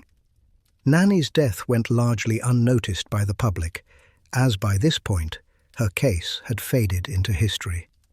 Her story had been sensationalized, but as time passed, she became little more than a footnote in the long list of notorious serial killers. Nanny Doss was buried in an unmarked grave, and the world moved on. However, her legacy as one of the most deceptive and disturbing female serial killers in history remains. What makes her case so haunting is not just the number of victims she claimed, but the way she was able to hide in plain sight. Nanny Doss was a master manipulator. She convinced those around her that she was a loving and devoted wife and grandmother, all while carrying out her murders with chilling precision. Her story is one of manipulation, control, and cold-blooded calculation. Nanny used her charm and her ability to conform to societal expectations to gain the trust of her victims, only to betray them in the most horrific way imaginable. The fact that she was able to evade suspicion for so long is a testament to the power of her deception. She was able to slip under the radar, blending in with the other members of society, all while carrying out her killing spree with an unsettling sense of ease. One of the most disturbing aspects of Nanny's story is the sheer indifference she showed toward her victims. Unlike other serial killers who may be driven by deep-seated anger or psychological issues, Nanny's motivations were far more calculated. She killed for money, for security, and for the comfort of a life she believed she deserved. She was not a woman who killed out of a sense of vengeance or psychological compulsion. She killed to get what she wanted. And once she had achieved her goal, financial security and freedom from the fear of poverty, she would move on to the next victim without a second thought. Her legacy, while not as well known as that of some other infamous serial killers, serves as a chilling reminder of how easily someone can hide their true nature behind a mask of normalcy. Nanny Doss was a master at playing the role of a sweet, caring woman, all while committing the most heinous crimes. Her story challenges the stereotype of the male serial killer, proving that women, too, are capable of committing horrific acts when driven by the right or wrong motivations. Nanny Doss remains one of the most haunting examples of female serial killers in history. Her story is a grim reminder of the dangers of underestimating those who seem harmless. In the end, Nanny was a woman who exploited her gender and her societal role to carry out a series of cold-blooded murders, all in the name of personal gain.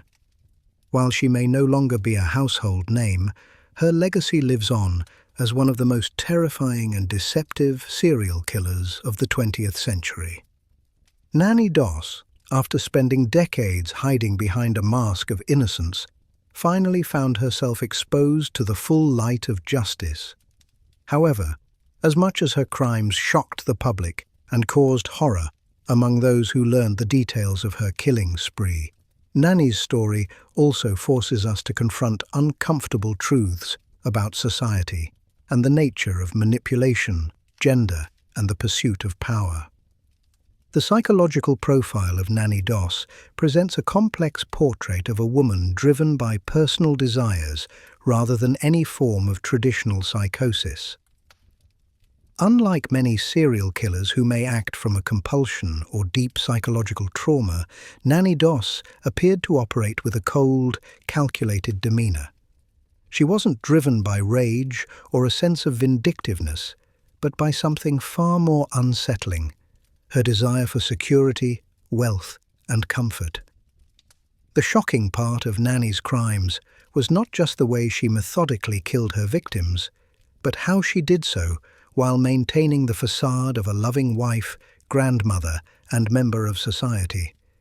It was this chilling ability to blend in and play the part of the sweet, harmless woman that made her so dangerous and allowed her to continue her killing spree for so long.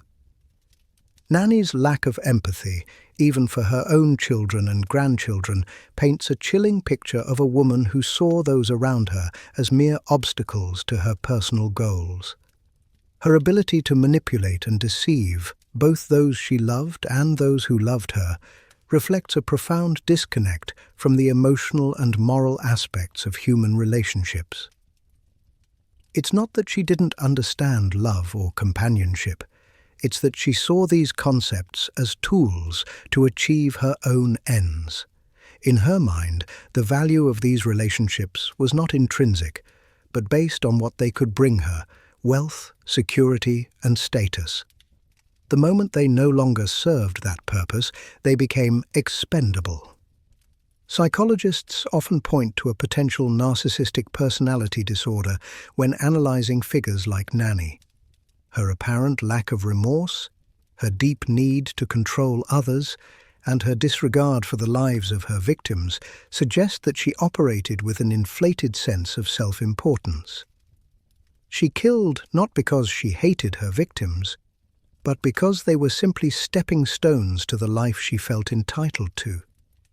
She believed her right to comfort and security justified the horrific actions she took. In many ways, Nanny Doss's case is a grim commentary on how women, especially those in positions of familial trust, can slip through the cracks of society's expectations. Women are often socialized to be caregivers, nurturers, and moral anchors within their families. Nanny used these very expectations to her advantage, presenting herself as the ideal wife and mother while secretly engaging in murder. The public's trust in her, fueled by her charm, sweetness, and the social roles she played, allowed her to commit her crimes without suspicion for so long. It wasn't just her victims who were deceived, but an entire community that never thought to question the seemingly harmless woman in their midst. Another key aspect of Nanny Doss's psychological profile is her use of life insurance as a tool for financial gain. Insurance fraud is not uncommon among serial killers, but Nanny's case stands out due to the way she capitalized on the vulnerability of her husbands. She didn't just kill for the sake of it. She calculated her actions to secure her future.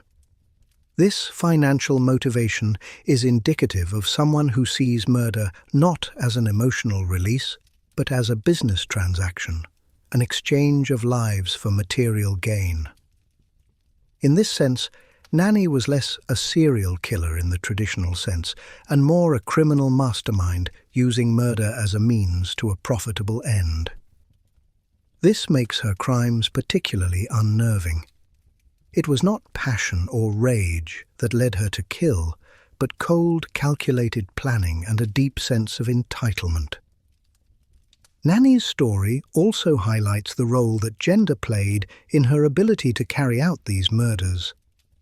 As a woman in the mid-20th century, Nanny was expected to be a loving mother and wife. Women in her era were often viewed as caregivers, nurturers, and homemakers, and the very image of Nanny as a sweet grandmother made it easy for her to hide in plain sight. The expectations of women in society allowed her to avoid scrutiny, and it was this very innocence, real or perceived, that led to the deaths of so many. The public's reluctance to suspect a woman in the role of housewife or grandmother played into her hands. Nanny was able to exploit societal gender norms and use them as a shield, allowing her to deceive those around her with ease. The case of Nanny Doss also raises important questions about the justice system, particularly in the context of women who commit violent crimes. Nanny was convicted of 10 murders, but there is speculation that the true number of her victims could be much higher. Given the way she moved through multiple marriages, it's likely that there were victims who never came forward or were simply overlooked. The fact that Nanny's crimes were only discovered after she had killed so many speaks to the dangers of underestimating someone because of their gender or societal role. Women, especially those who play the role of nurturer, can be just as dangerous, if not more so, than their male counterparts. The failure to see Nanny as a threat until it was too late is a cautionary tale about the dangers of societal assumptions. In her later years, as she languished in prison, Nanny had ample time to reflect on her actions, but she never exhibited remorse. She never questioned her motivations or the lives she had destroyed. For her, the killings had been a logical step in her pursuit of a comfortable, secure life. She had no desire to relive the pain of her victims or recognize the consequences of her actions. It was this complete absence of empathy or understanding of the suffering she had caused that made her so chilling. There was no remorse, no regret, only a woman who had used murder as a means to an end. Nanny Doss's story is not just one of murder, but of manipulation and deception on an extraordinary scale. She used her gender, her role as a loving grandmother, and her ability to deceive those around her to carry out her brutal spree. In the end, Nanny Doss left behind a legacy that continues to disturb and fascinate people today.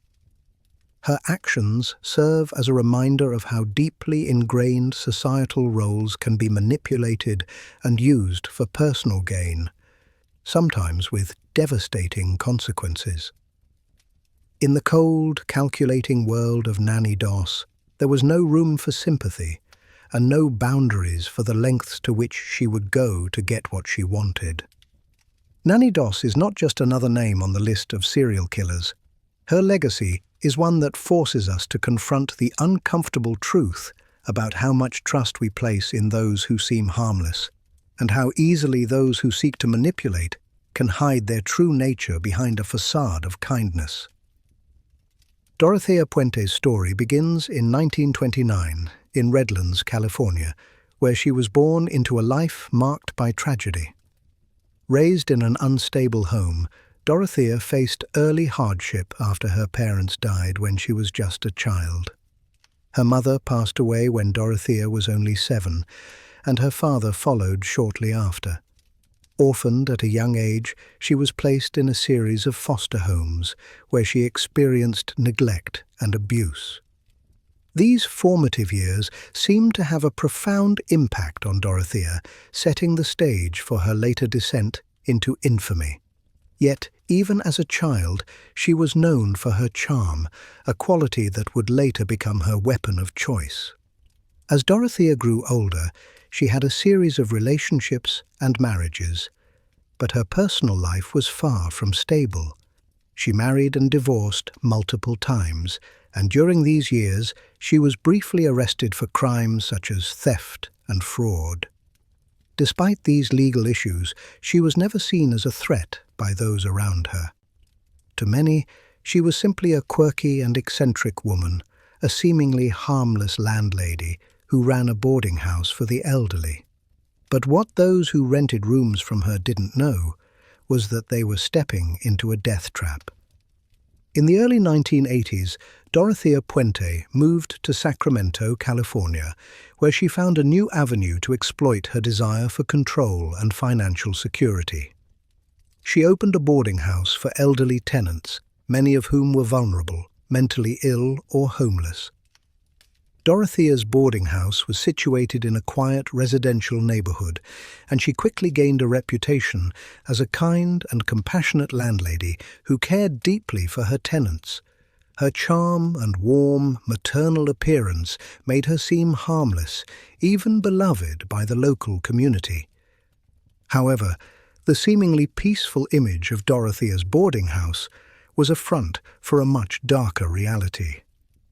Behind the walls of the home, Dorothea had started a series of cold, calculated murders.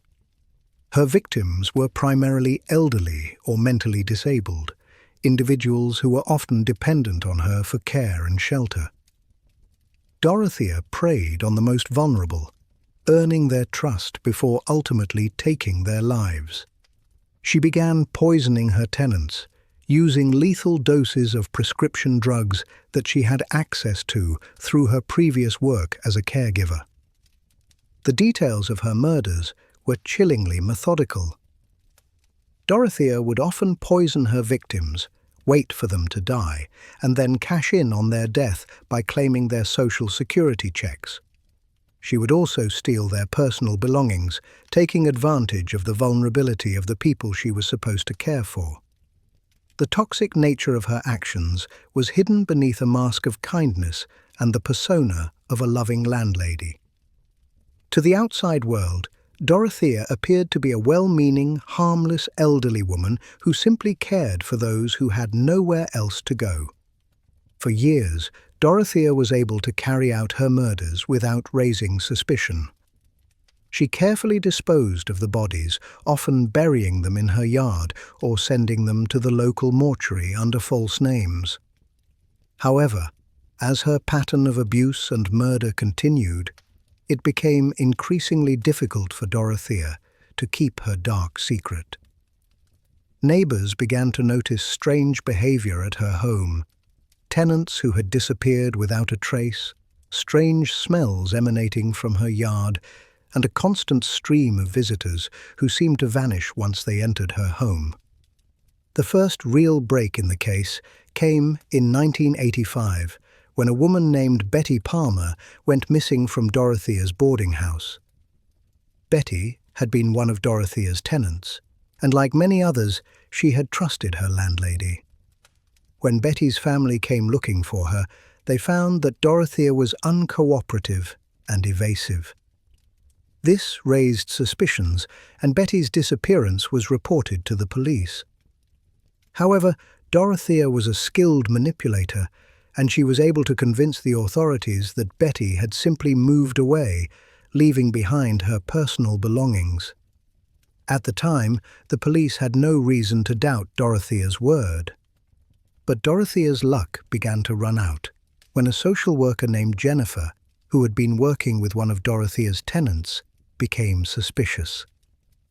The elderly man, a tenant named James, had complained to Jennifer about the way Dorothea had treated him and other residents. He spoke about strange occurrences in the house, how he had been feeling sick after taking his prescribed medications, how people had been disappearing without explanation. Jennifer took James's complaints seriously and began to investigate Dorothea's past, eventually discovering that some of her previous tenants had also vanished under mysterious circumstances. Her suspicions were confirmed when she discovered the bodies of two of Dorothea's victims buried in the backyard of the boarding house. The bodies were exhumed, and autopsies revealed traces of poison in their systems. This led to a full investigation into Dorothea's activities, and police began to uncover the full extent of her crimes. With each new body that was discovered, the horror of Dorothea's actions became more apparent. She had been systematically murdering her tenants for years, leaving behind a trail of destruction that was only now coming to light. The investigation revealed that Dorothea had been operating under the radar for so long because of her carefully crafted persona. She had charmed everyone around her, neighbors, police, and even social workers, into believing that she was a well-meaning, kind-hearted woman who was simply trying to provide care for those in need. Her ability to blend in and manipulate people was what allowed her to continue her spree for as long as she did. When Dorothea was finally arrested in 1985, it came as a shock to the community. The woman who had been known as a kindly landlady was revealed to be a ruthless serial killer preying on the most vulnerable members of society. Her trial was widely covered in the media, and the shocking details of her murders came to light. Dorothea was charged with the murders of several of her tenants, though it is believed that she may have killed more. In the end, she was convicted of 2 murders and sentenced to life in prison. Dorothea's trial was a grim spectacle, and many people who had once trusted her felt betrayed and horrified by the realization that she had been living among them for years, hiding her dark secret. The case was a stark reminder of the dangers of blind trust and the ease with which people can manipulate others to achieve their own goals. In Dorothea's case, her desire for financial gain, paired with her ability to deceive, led to a string of tragic deaths that could have been prevented. Dorothea Puente's legacy is one of manipulation, betrayal, and cold-blooded murder. Her case serves as a chilling reminder that appearances can be deceiving, and that the most unlikely people can harbor the darkest secrets. To this day, Dorothea remains one of the most notorious female serial killers in history, and her name continues to haunt the collective memory of those who followed her case. Dorothea Puente's trial was as chilling as the crimes she had committed. Once authorities had connected her to the deaths of several tenants at her boarding house, the case quickly gained widespread media attention. The woman who had once been seen as a kindly landlady, someone who took in the elderly and provided them with a safe place to live, was now revealed as a cold-blooded serial killer who had preyed on the most vulnerable members of society. Her trial began in 1990, and it was clear from the start that Dorothea was no ordinary criminal. She was a woman who had charmed her way into the lives of her victims, manipulating everyone around her into believing she was someone they could trust. To many, the discovery of her murders was unfathomable. The concept of an elderly, seemingly sweet landlady systematically killing her tenants seemed too grotesque to be real. But the evidence against Dorothea was overwhelming. One of the key aspects of Dorothea's trial was the question of her psychological state. Her defense team attempted to argue that she was mentally unstable, suggesting that she had suffered from a personality disorder that led her to commit the murders.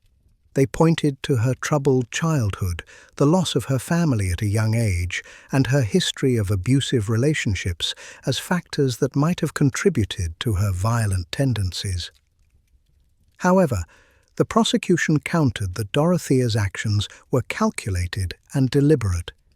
She had used her charm and authority to manipulate her victims, slowly poisoning them and disposing of their bodies with chilling efficiency. A significant part of the prosecution's case revolved around Dorothea's motives. They argued that her desire for financial gain had been the driving force behind the murders.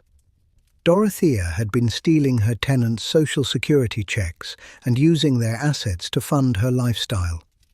She was not only killing for the sake of power and control, but also to gain access to the money that she believed was her right.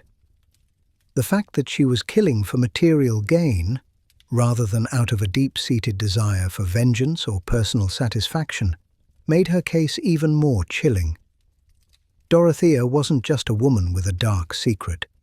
She was a criminal who had carefully planned each murder to achieve financial security.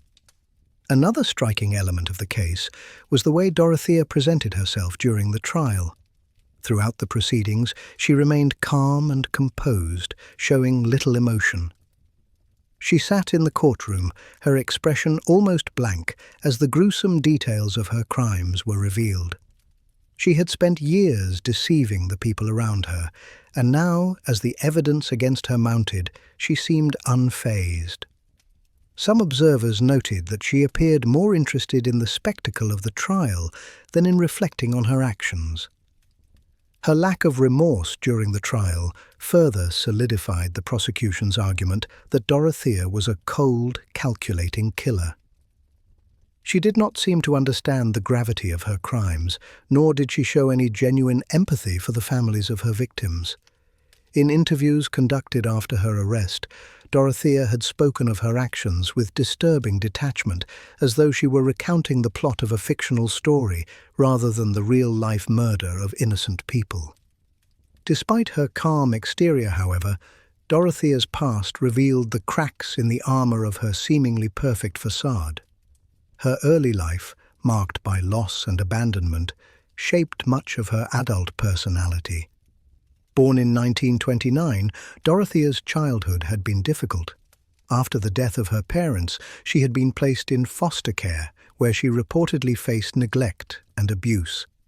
These formative experiences likely played a role in the development of her manipulative tendencies. Dorothea's relationships with men were equally troubled, with many of her husbands leaving her or dying under mysterious circumstances. Her tendency to manipulate those around her, combined with her history of deceit, suggested that she had been preparing for a life of crime long before she became a landlady. What made Dorothea Puente's case especially disturbing was how long she was able to avoid suspicion. For years, she had been running her boarding house without raising alarms. She was well liked in the community and often portrayed herself as a caring woman who had devoted her life to taking care of others. Her tenants, many of whom were elderly or mentally ill, trusted her. But in reality, she was methodically killing them, one by one. The fact that she had been able to operate under the radar for so long raised questions about the effectiveness of the social services and law enforcement agencies tasked with protecting the most vulnerable members of society. Dorothea's ability to hide her true nature for so long underscores the dangers of blind trust. She had taken advantage of her role as a caregiver and used it to gain access to her victims. This ability to exploit societal norms and expectations made her particularly dangerous. No one suspected that the kind, older woman living in the neighborhood could be responsible for the deaths of so many. And because her victims were often marginalized, with few family members or friends who noticed their disappearance, Dorothea was able to continue her killing spree for years without drawing attention. As the trial progressed, the prosecution worked to expose Dorothea's complete lack of conscience. They focused on her methodical approach to murder, emphasizing how she had used her position as a caregiver to poison her victims and collect their social security checks. In doing so, they painted a picture of a woman who was not simply mentally unstable or acting out of a desperate need for control. Dorothea was a calculating predator who had used her charm and social position to exploit and murder the most vulnerable in society. The trial concluded with Dorothea being convicted of the murder of 3 of her tenants, although it's believed that she may have killed many more. In 1993, she was sentenced to life in prison, and her case became a notorious example of the dangers of trust and the horrifying potential for evil lurking behind even the most unassuming people. Dorothea Puente's sentencing in 1993 marked the end of a long, drawn-out investigation into one of the most chilling cases of manipulation, deception, and murder in modern history. After being convicted of 3 murders, she was sentenced to life in prison without the possibility of parole. However, many people believed that the true number of her victims was much higher. Some estimate that she may have killed up to 10 people, or perhaps even more, using the same method of poisoning and collecting social security checks. But while the exact number of Dorothea's victims remains uncertain, her legacy as the landlady killer is one that will never be forgotten. During her time in prison, Dorothea Puente's case continued to captivate the public. She became a subject of study for criminologists, psychologists, and law enforcement, as they tried to understand how someone so outwardly charming and unassuming could commit such horrific crimes.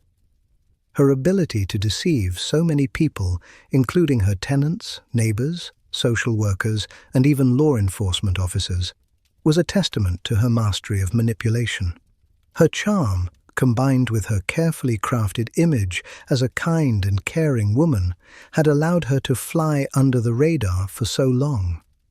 It was only when her behavior became too suspicious to ignore that the authorities began to piece together the full scope of her crimes. Despite her conviction, Dorothea continued to maintain that she was innocent of the murders. She never once admitted to killing her tenants or committing any of the crimes she was accused of. In interviews conducted during her time in prison, she repeatedly denied the charges and insisted that she was the victim of a conspiracy.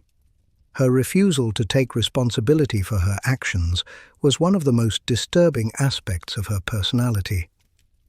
Rather than express remorse or show any signs of understanding the gravity of her crimes, Dorothea continued to maintain that she had been unfairly accused. What is perhaps most unsettling about Dorothea Puente's behavior during her time in prison is her apparent lack of empathy. In many interviews, she showed no remorse for the lives she had taken. She didn't express sorrow for the families of her victims or regret the lives she had destroyed. Instead, she seemed more interested in defending her innocence and focusing on herself. Even when confronted with the overwhelming evidence against her, Dorothea remained detached, unable or unwilling to recognize the severity of her actions. Her lack of remorse stands in stark contrast to the gravity of the crimes she committed. Dorothea's time in prison was also marked by a continued fascination with her case. Journalists, criminologists, and true crime enthusiasts regularly sought out interviews with her, eager to understand what drove her to murder. Some speculated that Dorothea's troubled upbringing, combined with her later experiences as a caregiver, may have contributed to her eventual descent into murder. Others pointed to her deep-seated need for control and financial security as the primary motivations behind her killings. But whatever the root cause of her actions may have been, one thing remained clear. Dorothea Puente was a master manipulator who used her charm and the trust of those around her to carry out her cold-blooded killings. While in prison, Dorothea's case continued to be a topic of debate. Some argued that she had been driven to her crimes by personal desperation and psychological instability, while others viewed her as a calculating criminal who used murder as a means of securing wealth and comfort. Regardless of how one chooses to interpret her actions, the undeniable fact is that Dorothea Puente was a skilled manipulator who took advantage of her position as a caregiver to murder her vulnerable tenants with impunity. Her story serves as a grim reminder that appearances can be deceiving, and that those who seem harmless may be capable of committing the most heinous acts.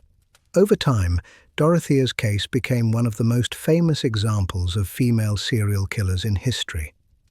Her story was the subject of books, documentaries, and films, and she became a symbol of the dangers of manipulation and deceit. While many serial killers are driven by sexual desires, revenge, or a thirst for power, Dorothea's motivations were more rooted in the desire for financial gain and security. This made her case particularly disturbing, as it demonstrated how a seemingly ordinary woman could use murder as a means to achieve her personal goals. Dorothea Puente's death in 2011 brought her story to a close, but it did little to quell the ongoing fascination with her crimes.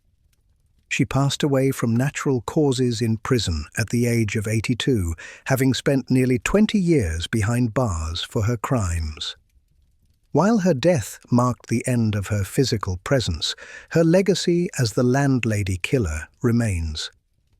To this day, Dorothea's case serves as a chilling reminder of the dangers of manipulation, deceit, and the capacity for evil that can lie behind the most innocent of facades. In the years following her death, the investigation into Dorothea's crimes continued, with new discoveries being made about her victims and her methods. Some of the victims' families have continued to search for answers, hoping to uncover the full extent of Dorothea's actions. However, the true number of her victims may never be known. What is certain, however, is that Dorothea Puente will always be remembered as one of the most deceptive, cold-blooded, and manipulative female serial killers in history. Her story remains a cautionary tale about the dangers of trust and the lengths to which people will go to deceive and manipulate others for personal gain. Dorothea's ability to hide in plain sight, using her charm and kindness to cover up her dark deeds, serves as a chilling reminder that even the most seemingly harmless people can harbor the darkest secrets. And while Dorothea Puente may have spent her final years in prison, her crimes continue to haunt the public imagination, leaving behind a legacy of terror that will never be forgotten. Carla Homolka, along with her husband Paul Bernardo, became known as one of the most disturbing criminal couples in history. Their chilling reign of terror began in the early 1990s, and it shocked the world not only because of the horrific nature of the crimes, but also because of the roles they each played in the murders of young women. Carla, once seen as the perfect wife and model citizen, was eventually revealed to have been a willing participant in some of the most heinous crimes imaginable. Carla was born on May 4, 1970, in Port Credit, Ontario, Canada, into a seemingly normal middle-class family. She was described as a popular and attractive young woman, a high school graduate with a bright future ahead of her.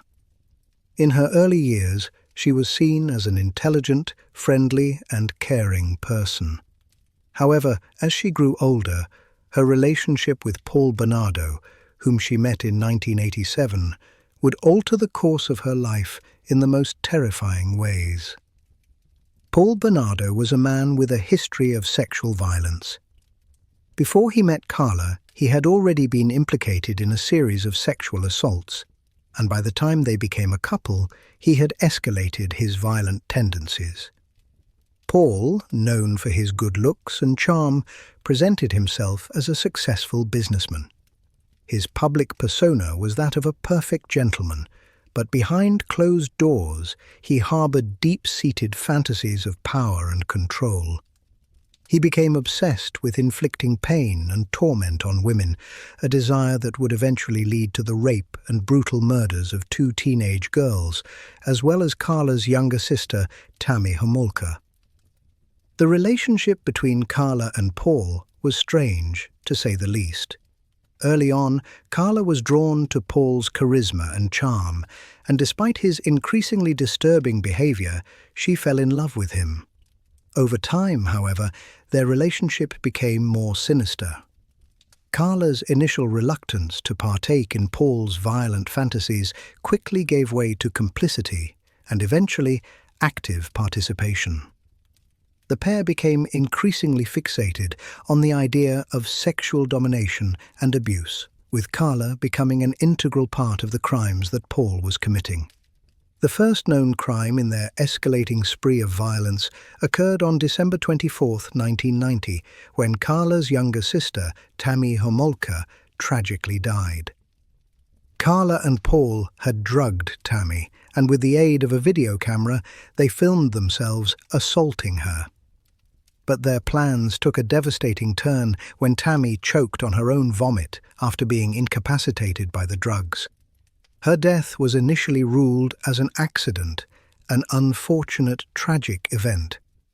However, the truth behind Tammy's death would come to light much later, revealing the dark, twisted reality of what had happened that night. What makes the case even more disturbing is the role that Carla played in her sister's death. Although she initially appeared to be a victim of Paul's manipulation, it became increasingly clear that Carla was not simply an unwilling participant.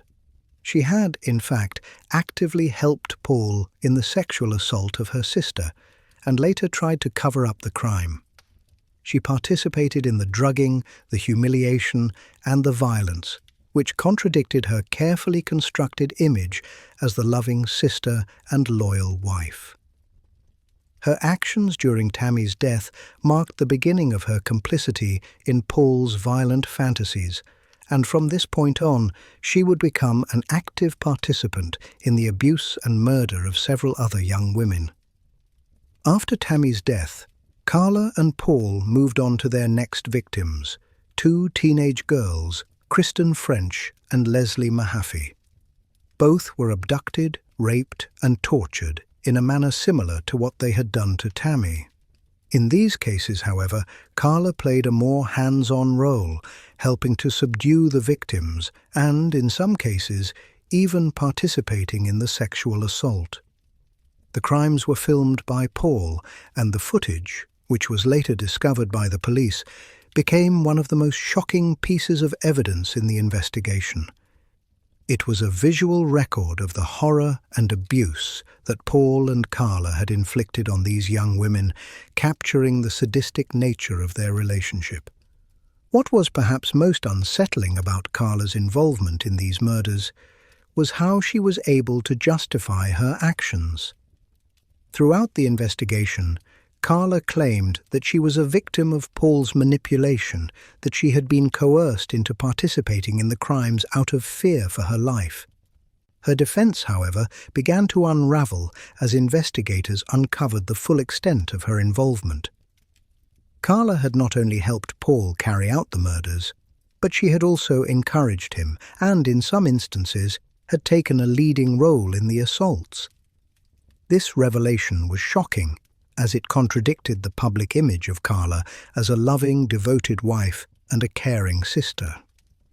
What made the case even more complex was the fact that Carla's behavior seemed to shift from passive victim to active perpetrator. She had been involved in both the planning and execution of the murders, and her role was not that of a mere bystander. She was an equal participant in the sexual assault and murders of Kristen French and Leslie Mahaffey. She even went so far as to procure the drugs used to sedate the girls and to help Paul keep them restrained during the attacks. The images captured on video further demonstrated the shocking degree of her complicity, and her role in these crimes became impossible to deny. Despite the overwhelming evidence against her, Carla's defense team argued that she had been under duress and that she was a victim of Paul's control. Her defense claimed that she had been manipulated by Paul and that she had been too afraid to resist. However, as the trial progressed, it became clear that Carla was not simply a victim of her husband's coercion, she was an active participant in the crimes. She had been drawn to Paul's sadistic desires and had willingly engaged in the abuse and murder of these young women. Her actions were not those of a frightened woman who had been forced into submission.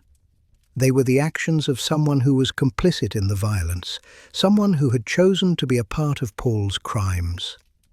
The case against Carla Homolka was a complicated one. Her involvement in the murders was undeniable, yet her status as a woman, often seen as the more vulnerable participant in the relationship, made the public view of her case all the more complex. The notion that a woman could be just as capable of committing horrific acts of violence as a man was a shocking realization for many, and Carla's role as an accomplice in these crimes forced people to reconsider the stereotypes and assumptions they held about female criminals. Women, as it turned out, were just as capable of inflicting harm as men, and Karla Homolka's story would serve as a chilling reminder of this truth. The case of Karla Homolka and Paul Bernardo captivated the world, largely due to the disturbing nature of their crimes and the role each of them played. What made their case particularly shocking was the fact that Karla, a seemingly sweet and caring woman, was deeply involved in the sexual assault and murder of two teenage girls, Kristen French and Leslie Mahaffey, alongside her husband Paul. Their case also forced society to confront the uncomfortable reality that women, often seen as passive or nurturing figures, could be just as capable of committing heinous crimes as men. But perhaps the most shocking aspect of the case was how Karla's defense played out. As the investigation into the murders of Kristen and Leslie progressed, it became clear that Karla Homolka had played an active and willing role in the killings. She had not been a mere passive participant, as she initially claimed. In fact, Karla had been deeply involved in both the planning and execution of the crimes, even taking the lead in some instances. She had participated in the rape and torture of the victims and had even helped Paul to restrain them during the attacks. However, despite the overwhelming evidence against her, Karla's defense team argued that she had been under duress. They claimed that Karla was a victim of Paul Bernardo's manipulation and abuse, and that she had been coerced into participating in the crimes out of fear for her life. This defense was based on the idea that Karla had been living in a toxic, abusive relationship and was too terrified to refuse Paul's demands. At first, Karla's portrayal as a woman who was under Paul's control appeared to gain traction, but as more evidence was revealed, it became clear that her participation in the crimes was far from passive. What many people found particularly disturbing about Karla's case was the way she manipulated the narrative during the trial. She had been able to paint herself as a victim of Paul's influence, convincing both the public and the authorities that she had been powerless to stop the crimes. In many of the early interviews and statements, Karla portrayed herself as a terrified woman who had been drawn into a world of violence and sexual abuse. However, as the investigation progressed, it became clear that Karla had actively sought out and participated in the crimes. She was not simply a victim, she was a willing accomplice in the horrific acts that took place. One of the most disturbing pieces of evidence that emerged during the investigation was a series of videotapes that Paul and Karla had made of their crimes. The tapes showed the two of them torturing and sexually assaulting the victims, and they were key pieces of evidence in securing Karla's eventual conviction. In the tapes, Karla appeared to be fully complicit in the acts, even egging Paul on at times. This footage contradicted her defense, and it became clear that she had been a far more active participant in the murders than she had initially let on. In light of the overwhelming evidence against her, Karla Homolka eventually reached a plea deal with the prosecution. The deal, which was struck in 1993, allowed her to avoid a lengthy trial and a potential life sentence. In exchange for her guilty plea to manslaughter for the murders of Kristen and Leslie, Karla was given a sentence of 12 years in prison. The deal, known as the Deal with the Devil by many, was controversial from the start. Critics argued that Karla had not received the justice she deserved, given her active participation in the murders. Many people were shocked that she had been allowed to serve such a light sentence, given the brutality of the crimes she had committed. At the time of the plea deal, the full extent of Karla's involvement in the murders had not yet been revealed. She was sentenced for her role in the deaths of Kristen and Leslie, but there was still much that remained unknown about the full extent of her criminal actions. As the years passed, Carla's story continued to unfold, and the public's perception of her continued to evolve. Carla's defense and her eventual plea deal sparked outrage, particularly among the families of the victims. Many believed that she had been given preferential treatment because of her gender, while Paul, who had been the more overtly violent participant in the crimes, was facing a much harsher sentence. Paul Bernardo was convicted of 2 counts of first-degree murder, as well as a series of other charges related to sexual assault and kidnapping. He was sentenced to life in prison without the possibility of parole. However, Carla's plea deal came under even more scrutiny when it was revealed that she had been keeping a secret.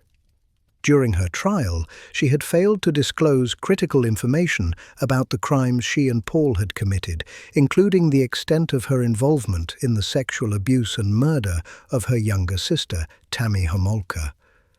The horrific details of Tammy's death came to light much later, revealing that Carla had played a direct role in her sister's death, drugging her and allowing Paul to assault her before she died. This revelation led to widespread outrage, as many felt that Carla's plea deal had been based on incomplete information and that she had been allowed to escape the full consequences of her actions.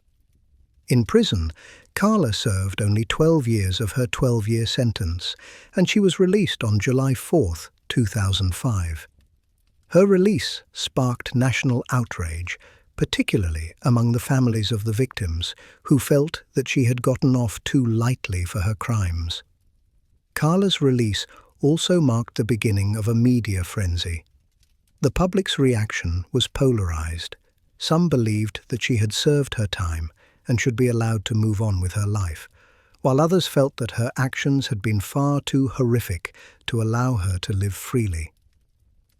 Following her release, Carla Homolka changed her name and tried to live a quiet life. She married again and started a family, but the shadow of her past continued to loom over her. The media continued to follow her every move, and her story became a subject of public fascination. Carla's actions, the plea deal, and her eventual release were the subject of numerous books, documentaries, and television shows, all trying to make sense of a case that had shocked the world. Despite her attempts to move on, Carla Homolka's past continues to haunt her. The public's perception of her remains mixed, with some seeing her as a victim of her abusive relationship with Paul, and others viewing her as just as guilty as her husband in the murders of Kristen French and Leslie Mahaffey. The debate over her role in the crimes will likely continue for years to come, as people struggle to reconcile the image of the sweet, loving wife and mother with the woman who participated in some of the most horrific crimes in Canadian history. Carla Homolka's life after her release from prison in 2005 was met with a storm of public outrage, fear, and fascination. For many, her 12-year sentence was seen as an affront to justice, especially considering her active participation in the rape and murder of 2 teenage girls, Kristen French and Leslie Mahaffey. Add to that her involvement in the death of her sister, Tammy Homolka, and it was clear that Carla's actions were far from those of a passive victim, as her earlier defense had claimed. Her release from prison on July 4, 2005, was an event that had been anticipated by the media for years, and it triggered an immediate public outcry. The families of the victims, especially those of Kristen and Leslie, were devastated. Many felt that Carla had not served a sufficient punishment for her involvement in the horrific murders, and they feared that she would be able to live a normal life after only serving 12 years of her sentence. The general public, too, was deeply disturbed that a woman who had committed such brutal crimes was allowed to walk free. To make matters worse, Carla's release came with little in the way of restrictions. Despite the heinousness of her crimes, she was allowed to live in relative freedom, without a full understanding of the psychological toll that her actions had on both the victims' families and herself. Carla was given a new identity, a new name, and she moved to a small town in Quebec, where she tried to rebuild her life. She married again, started a family, and attempted to keep a low profile. However, her attempt to start anew was immediately met with the backlash of her past. The media, in particular, would not let Carla's history fade. Every move she made was scrutinized, with the media following her, publishing articles, and constantly probing into her life after prison. She became a symbol of the controversy surrounding her light sentence, and the public could not shake the chilling image of her participating in the brutal acts that ended two young women's lives. Carla became, in the eyes of many, the epitome of how the justice system had failed both her victims and society. But Carla's past would not remain hidden for long. In 2011, after a few years of relative privacy, Carla was once again thrust into the public spotlight when an online petition began to circulate, demanding that her whereabouts be disclosed. The petition garnered thousands of signatures, with people across Canada urging the government to take action and prevent Carla from living a quiet life in anonymity. Despite her attempts to stay out of the media, she became the center of a national debate about the ethics of criminal rehabilitation and how society should deal with the release of someone who had committed such horrifying crimes. Carla's new identity did not fully protect her from the scrutiny she faced. In 2011, she made headlines again when it was revealed that she had been living under an alias, which had kept her under the radar for some time. The Canadian government eventually disclosed her whereabouts, and her life became an ongoing spectacle, with news outlets continuing to follow her every move. People began to question whether someone like Carla should ever be allowed to start over, considering the enormity of her crimes. Could someone who had participated in such depraved acts truly be rehabilitated, or was she forever marked by her past? The controversy surrounding Carla Homolka continued to grow in the years after her release. A vocal group of people believed that Carla had gotten away with murder, receiving a lenient sentence for her role in the deaths of Kristen and Leslie. There was even public outrage that her actions had been minimized by the plea deal, which many believed was made under false pretenses. After all, Carla had concealed key details about her involvement in the deaths of both Kristen French and Leslie Mahaffey, not to mention her role in the death of her sister, Tammy Homolka. Had the public been deceived by a woman who had expertly played the role of the victim? Yet Carla herself remained, for the most part, tight-lipped about her crimes after her release. She rarely spoke to the media, and when she did, her statements often seemed cold and evasive. She had publicly expressed remorse for her actions in the past, but many viewed her apologies as empty. Despite this, Carla's continued silence after her release left the public grappling with the question of whether she was truly remorseful for the suffering she had caused, or if she was simply trying to protect herself from the backlash. The fact that Carla never seemed to fully reckon with the horror of her crimes only added to the public's unease. In addition to the emotional toll her crimes took on the victims' families, Carla's release had long-term psychological consequences for herself. While she had been able to build a new life, the constant media scrutiny and public condemnation had to have a profound effect on her. The guilt and shame she likely felt, as well as the psychological burden of knowing she would never escape the public's view of her as a cold-blooded killer, may have shaped her experience post-incarceration. Carla Homolka's post-prison life will always be controversial. Some people view her release as part of the natural process of rehabilitation, arguing that everyone deserves a second chance. Others argue that the justice system failed by not properly recognizing the full extent of her guilt, especially after her role in her sister's death came to light. Her continued attempt to live a life outside the public eye has never been truly successful. The media continues to hound her, while the families of her victims struggle with the knowledge that the woman who helped murder their loved ones is now free to live her life. Carla's story continues to raise important questions about justice, rehabilitation, and the role of female serial killers in the criminal justice system.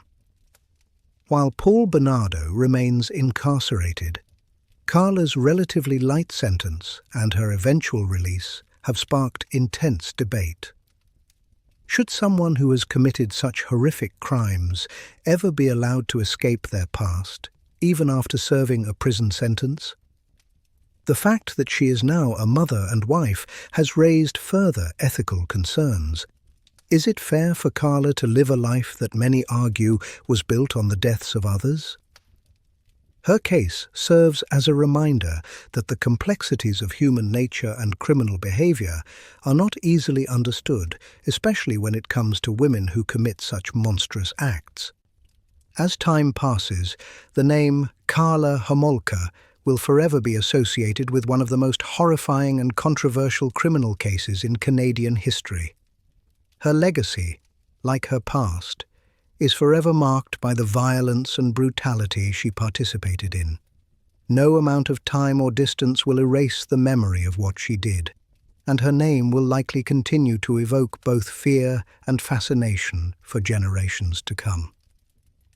After Karla Homolka's release from prison in 2005, her life became a whirlwind of media scrutiny, public outrage, and ongoing debate about justice, rehabilitation, and the role of women in the criminal justice system. She had served her time for the murders of Kristen French and Leslie Mahaffey, but her involvement in the death of her sister, Tammy Homolka, was a well-hidden secret during her trial and plea deal. As a result, many felt her release was not only premature, but unjust, an attempt to hide the full extent of her criminal behavior. In the years following her release, the public would continue to grapple with the question, could Karla Homolka ever be truly forgiven for her crimes? Or was she always going to be seen as a ruthless killer? Karla's life after her release began with a new identity, new name, and new location. She relocated to a quiet town in Quebec under the alias Leanne Teal, and, as a woman with a new family, she attempted to blend into society. She married again and gave birth to children, trying to present a life of normalcy. But while she may have tried to forge a new identity and leave her past behind, the reality was far different. Karla's past was inescapable. The media's constant coverage of her movements, as well as the ongoing public backlash, made it impossible for her to live in peace. Her case remained at the forefront of public consciousness for years, especially given the shocking nature of her crimes and the public perception of her as a cold, manipulative figure. The decision to release Karla after serving only 12 years of her sentence had sparked a massive debate about the fairness of her punishment. Many believed that her light sentence, which had been negotiated under the premise of her testimony against Paul Bernardo, did not reflect the gravity of her crimes. Karla had not only been a willing participant in the rapes and murders of 2 young women, but she had also contributed to the sexual assault and eventual death of her younger sister, Tammy. The ongoing fascination with Karla Homolka can be partly attributed to her ability to manipulate the public's perception of her. Throughout the trial and the years leading up to her release, Karla maintained a carefully crafted image of herself as a victim. In interviews, she was seen as a woman who had been under the control of Paul Bernardo, a woman who had been manipulated and coerced into participating in the murders. This narrative allowed her to retain some level of sympathy from certain segments of the public and, in turn, gave her the opportunity to regain a degree of normalcy after her release. She was able to rebuild her life by playing the role of a reformed, repentant individual. However, it wasn't just the media and public opinion that continued to haunt Carla. It was the people who had been closest to her. The families of her victims, especially the families of Kristen and Leslie, continued to express outrage over her light sentence and the fact that she was allowed to live out the remainder of her life in relative peace. The legal and moral questions surrounding Carla's case never truly went away, as the public struggled to accept that someone who had been involved in such horrific crimes could be given a second chance at life. One of the more disturbing aspects of Carla's post-prison life was the fact that, despite her past, she was allowed to have children. Many people believed that someone who had killed two young women and been complicit in the death of her sister should not be trusted to raise children of her own. The question of whether Carla could truly be reformed or whether she would revert to her old violent behavior was a subject of intense scrutiny. Given the fact that she had committed such heinous acts and continued to manipulate the people around her, many people feared for the safety of her children. Carla's psychological transformation during her time in prison and after her release is another aspect of her case that has been the subject of much debate. Her coldness and apparent lack of remorse, even after the trial and conviction, suggest a woman who may not fully understand the gravity of her actions. During her time in prison, she had reportedly spent much of her time reading books, reflecting on her life, and writing letters to the media. In these letters, Carla claimed that she was a different person from the one who had committed those horrific crimes, and that she had changed during her time in prison. But despite these claims, she never publicly acknowledged the full extent of her role in the deaths of Kristen, Leslie, and Tammy. Carla's inability to take full responsibility for her actions remains one of the most disturbing aspects of her case. She has never truly admitted to the depths of her involvement in the killings, and she has never shown the kind of contrition that many people would expect from someone who had committed such heinous crimes. Instead, her lack of genuine remorse, coupled with her attempts to control the narrative around her, suggests that she has not fully come to terms with the horror of what she did. This lack of acknowledgement is what has contributed to the lasting anger and distrust that many people continue to feel toward her. Carla Homolka's life after her release has been marked by a continual struggle to outrun her past. While she has tried to maintain a low profile, she has never been able to escape the shadow of the crimes she committed. Her case remains one of the most infamous and controversial in the history of female serial killers. Her ability to deceive and manipulate those around her has left a permanent mark on the public consciousness, and her legacy is one of unease and suspicion. Even as she tries to rebuild her life, Carla Homolka will forever be remembered for the monstrous acts she committed in the 1990s. Her case raises difficult questions about the concept of redemption and whether someone who has committed such horrific crimes should ever be allowed to move on from their past. Many feel that Carla has not truly paid for her crimes and that her release was a grave miscarriage of justice. The idea that she has been given a second chance at life, while the families of her victims continue to live with the pain and loss she caused, remains an uncomfortable truth. For some, Carla's release is a painful reminder that justice does not always work in the way we expect, and that sometimes the punishment does not fit the crime.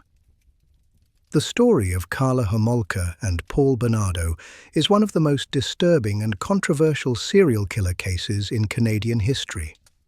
Their crimes shocked the world and continue to provoke discussions about justice, punishment, and the role of women in violent criminal behavior. While Paul Bernardo's name remains synonymous with evil and violence, Karla Homolka's role as his accomplice complicates the narrative of their crimes. Karla's case has had a profound impact on the Canadian legal system and the way in which female serial killers are perceived. The deal she struck with the prosecution, allowing her to plead guilty to manslaughter and serve just 12 years in prison, has sparked endless debate. Many feel that the plea deal, which was based on her cooperation in testifying against Paul, was a grave miscarriage of justice. After all, Karla had not only been a passive bystander in the murders of Kristen French and Leslie Mahaffey, but she had actively participated in the rape and murder of these young women, as well as the brutal assault that led to the death of her sister, Tammy Homolka. Her active role in these crimes was not fully acknowledged at the time of her plea deal, and many have questioned whether she received the punishment she truly deserved. The psychological profile of Karla Homolka is one of the most unsettling aspects of her case. Unlike many male serial killers who commit their crimes out of a need for power or sadistic pleasure, Karla's motivations appear to have been driven by a mix of manipulation, selfishness, and a desire to please her partner. Some psychologists argue that she was a victim of Paul Bernardo's coercion, while others point to her disturbing lack of remorse and her active participation in the abuse and murders as evidence of her complicity.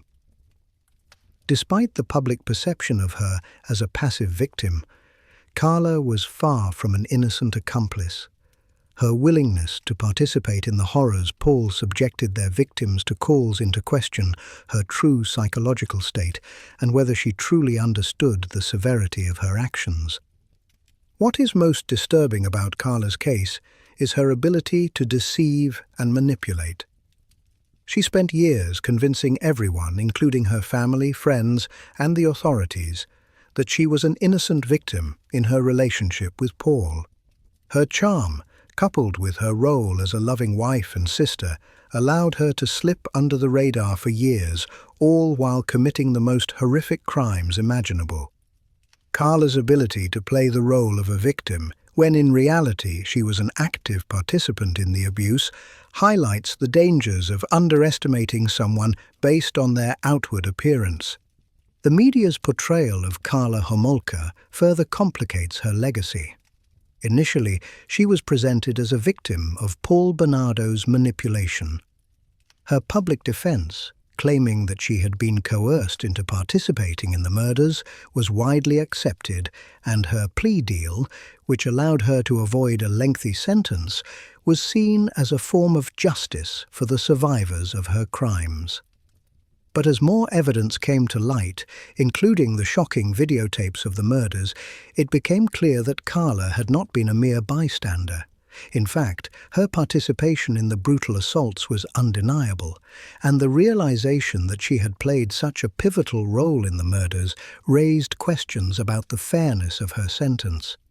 Her release from prison in 2005 was another turning point in her case, and it sparked a national debate about the ethics of rehabilitation and the idea of second chances. Karla had been given a new identity and moved to Quebec, where she started a family and tried to live a normal life. But her past was never truly behind her.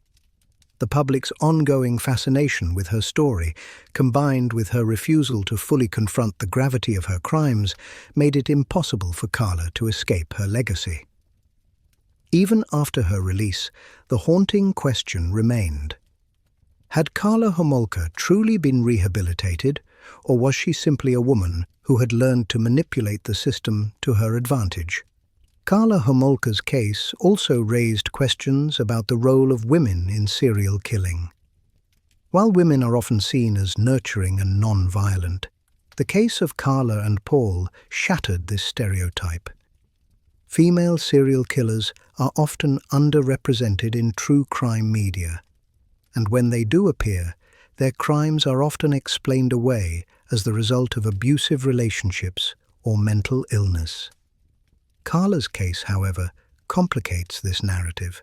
She was not an innocent bystander, nor was she a woman driven to violence by a history of abuse. Instead, she was a willing accomplice who participated in the sadistic acts of her husband, perhaps out of a twisted desire for control or the thrill of being part of something dark and dangerous.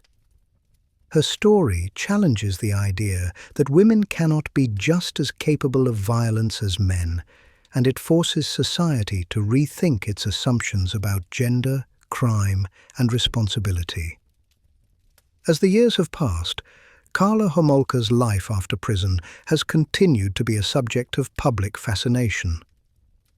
In 2014, she was reported to have changed her name once again, and she attempted to live quietly with her children. Despite her efforts to build a new life, her past has remained an inescapable part of her identity. Her children, who were born after her release, will grow up with the knowledge that their mother was once one of Canada's most infamous criminals. Karla's legacy, like that of many serial killers, is one of fear, fascination, and unrelenting intrigue. The fact that Karla Homolka was allowed to leave prison after serving only 12 years for her role in the rape and murder of 2 young women continues to haunt the Canadian justice system. Her case remains one of the most controversial in Canadian criminal history, and her name will forever be linked to one of the most disturbing crime sprees in recent memory. As for Karla herself, she may have moved on with her life, but the world will always remember her as the Ken and Barbie killers, a woman who participated in unspeakable acts of violence and never fully faced the consequences of her actions. This final chapter will discuss the lasting legacy of the Ken and Barbie killers, the ethical debates around the criminal justice system, and the psychological profiles of both Karla Homolka and Paul Bernardo. Let me know if you'd like me to proceed. You said, ChatGPT said. Chapter 21, Karla Homolka, the Ken and Barbie Killers, Part 5. Karla Homolka's story remains one of the most complex and controversial criminal cases in modern history.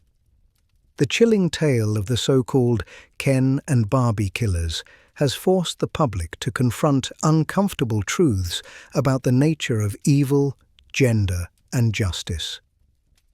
The case of Karla Homolka and Paul Bernardo, their roles in the murders of Kristen French and Leslie Mahaffey, as well as their connection to the death of Karla's sister, Tammy Homolka, challenges traditional notions of innocence and complicity, particularly when it comes to women involved in violent crimes.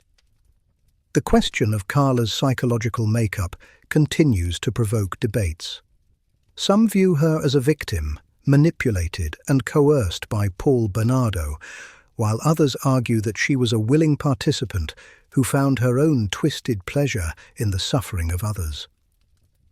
What makes Karla's case so troubling is the ambiguity surrounding her true motivations.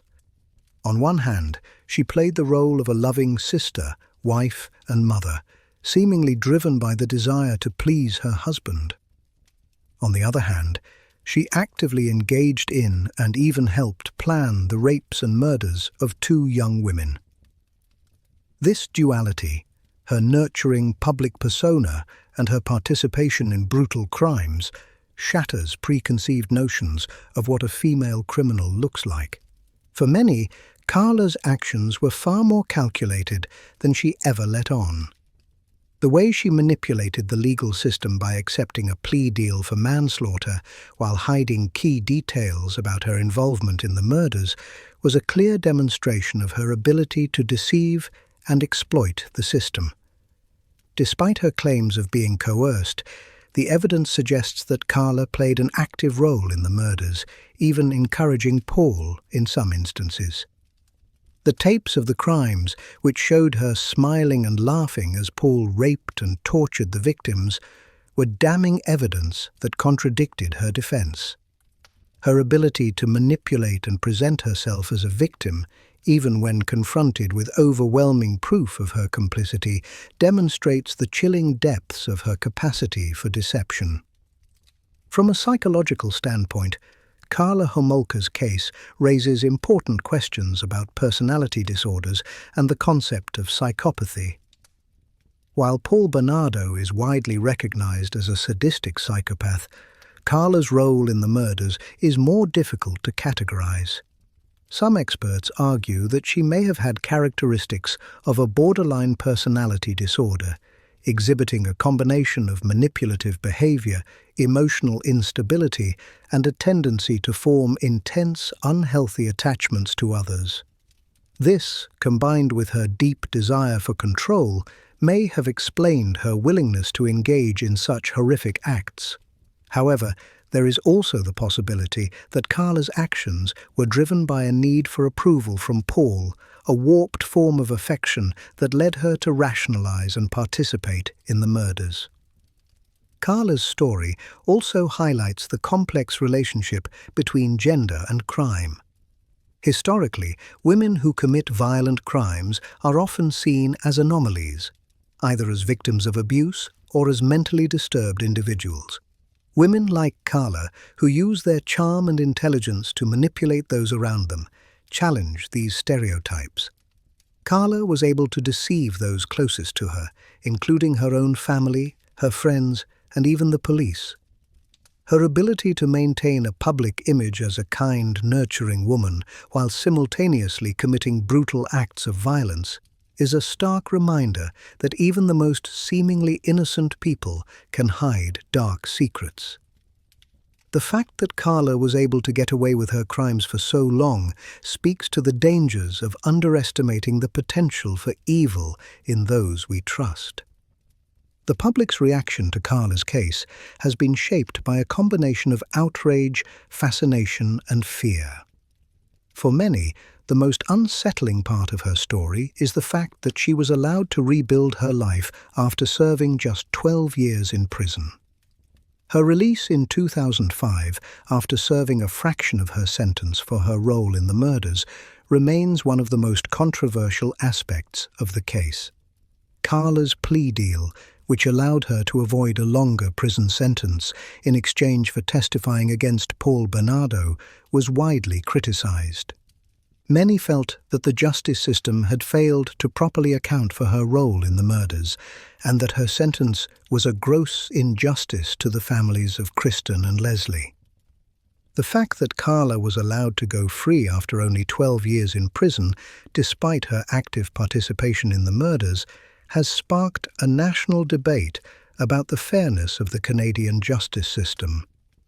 Some argue that she served a just sentence based on her cooperation with authorities, while others contend that she should have been given a much harsher punishment.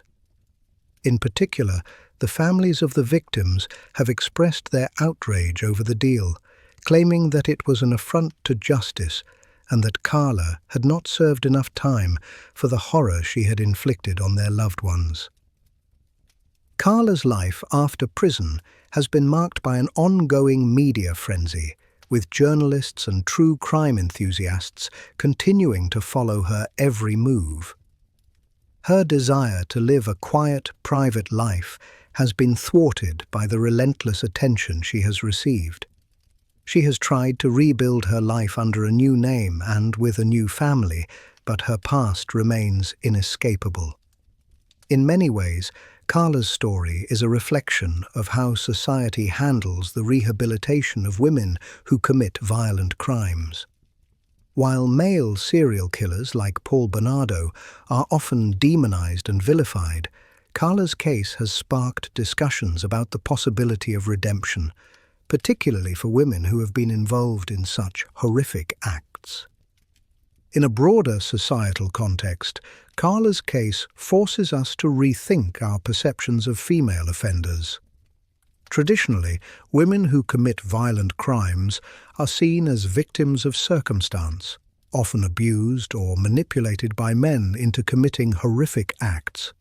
Karla Homolka's case complicates this narrative. She was not a victim. She was a willing participant in the murders, driven by her own desires and motivations. Her actions challenge the notion that women are inherently less capable of committing violence than men, and they call into question the societal assumptions that often shield women from being held accountable for their actions.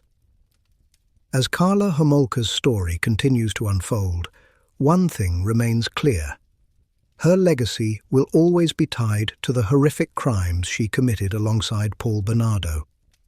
Her case will continue to be studied by criminologists, psychologists, and legal experts, all trying to understand how a woman could become so complicit in such unspeakable acts of violence.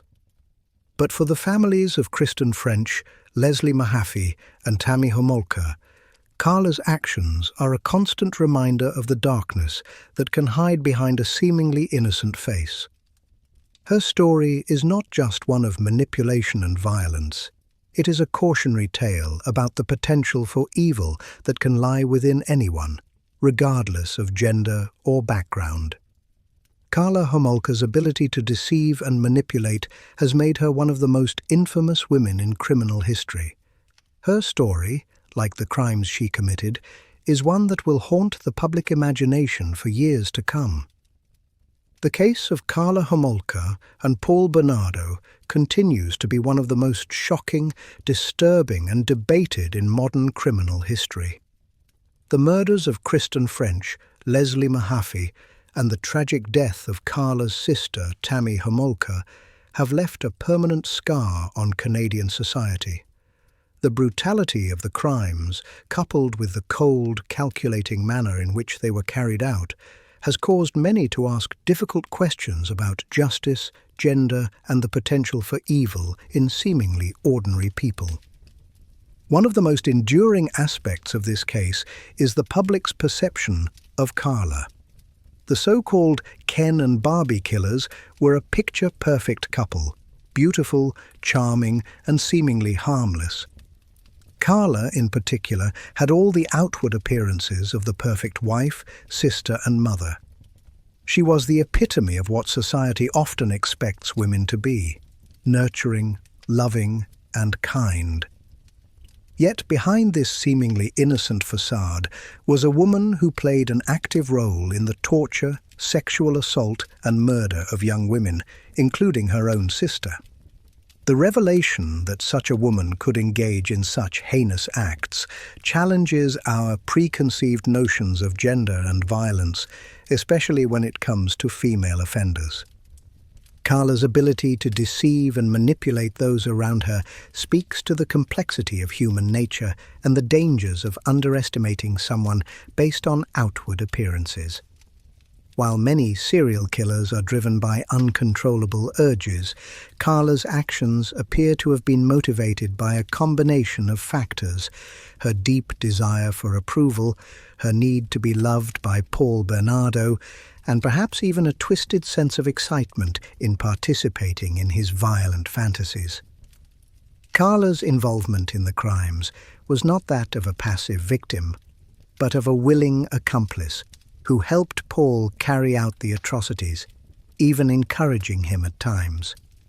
The idea that Karla was simply a victim of Paul's manipulation was, in many ways, a myth perpetuated by both her defense and the media. The media's portrayal of Karla Homolka during and after her trial was another complicating factor in the case. In the early stages, Karla was presented by her defense team and even the media as a woman who had been coerced and manipulated by Paul Bernardo into participating in the murders. She was seen by many as a victim of an abusive relationship, a woman who was forced into committing these horrific acts out of fear for her own safety. This narrative allowed her to receive a much lighter sentence, and for many years, it shielded her from the full wrath of public condemnation. However, as more evidence came to light, particularly the videotapes of the assaults and murders, this narrative quickly unraveled. Karla had not been an innocent bystander. She had actively participated in the rapes and murders of Kristen and Leslie, and had even played a key role in the death of her sister. Yet, even after the truth was exposed, Carla continued to maintain that she was a victim, and her lack of remorse during her trial and in subsequent interviews further fueled the public's anger. To many, Carla's attempt to frame herself as a victim of Paul's abuse seemed like another manipulation, a tactic to avoid taking full responsibility for her actions. The legal system's handling of Carla Homolka's case remains one of the most controversial aspects of her story. Carla's plea deal, which allowed her to serve just 12 years in prison for her role in the murders, has been widely criticized. Critics argue that her sentence was grossly lenient given the severity of her crimes and the fact that she had actively participated in the brutal murders of 2 young women and the abuse of her sister. The plea deal, which was struck in exchange for Carla's testimony against Paul Bernardo, was initially seen as a way to ensure that Bernardo would be convicted. However, many felt that Carla had been allowed to escape the full consequences of her actions. One of the most troubling aspects of the plea deal was the fact that Carla had failed to disclose key information about her involvement in the murders, including her role in Tammy's death. When it was revealed that Carla had been complicit in the murder of her sister, the public's outrage intensified. Many felt that Carla had been given preferential treatment because of her gender, and that the justice system had failed to properly acknowledge the full extent of her guilt. This failure to fully address Carla's role in the murders has led to a deep sense of mistrust in the legal system, especially when it comes to high-profile cases involving female offenders. Carla's life after prison, while quiet and largely hidden from the public eye, has been a subject of ongoing controversy. She was released in 2005 after serving just 12 years in prison, and she immediately changed her name and moved to Quebec. She attempted to rebuild her life, getting married and having children. However, her past haunted her, and the media's relentless pursuit of her story made it impossible for her to truly escape the shadow of her crimes. Despite her attempts to live a quiet life, Carla remained a symbol of the dangers of female serial killers and the ethical questions surrounding the release of such offenders. The release of Carla Homolka has sparked a national debate about the fairness of her sentence and whether she should have been allowed to reintegrate into society. While some argue that she has served her time and deserves the chance to move on, others feel that her crimes were so heinous that she should never have been released. The fact that Carla was able to start a new family and live a relatively peaceful life has left many people questioning the efficacy of the justice system in handling cases involving violent female offenders. Carla's case serves as a stark reminder of how difficult it can be to determine the appropriate punishment for someone who has committed such horrific acts. The legacy of Carla Homolka and Paul Bernardo is one that continues to haunt the Canadian public. Their story, and the way in which the legal system handled their case, remains a point of contention to this day. Carla's actions, her plea deal, and her eventual release have led many to question the fairness of the justice system and whether it truly serves justice. For the families of Kristen French, Leslie Mahaffey, and Tammy Homolka, the wounds left by Carla's crimes will never fully heal. They will always be forced to live with the knowledge that the woman who helped murder their loved ones was allowed to go free after serving a fraction of her sentence.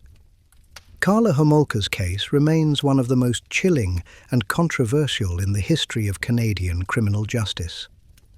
It raises important questions about the nature of female criminality, the role of gender in criminal justice, and the potential for rehabilitation. For many, Carla will always be remembered as one of the most disturbing figures in the history of serial killers, a woman who, despite her outward appearance, was capable of committing the most horrific acts imaginable. The case of Carla Homolka and Paul Bernardo left an indelible mark on Canadian society and the global criminal justice system. While the focus has largely remained on the gruesome details of the murders and the manipulative nature of Carla's involvement, the long-lasting effects on the victims' families are just as haunting. For the families of Kristen French, Leslie Mahaffey, and Tammy Homolka, the murderers' names and the details of the crimes will never fade from their lives. The emotional trauma suffered by these families is immeasurable. The deaths of Kristen and Leslie were not just violent and tragic. They were entirely preventable. But Carla and Paul, in a horrifying symbiosis of power, control, and sadistic pleasure, took away the futures of two promising young women.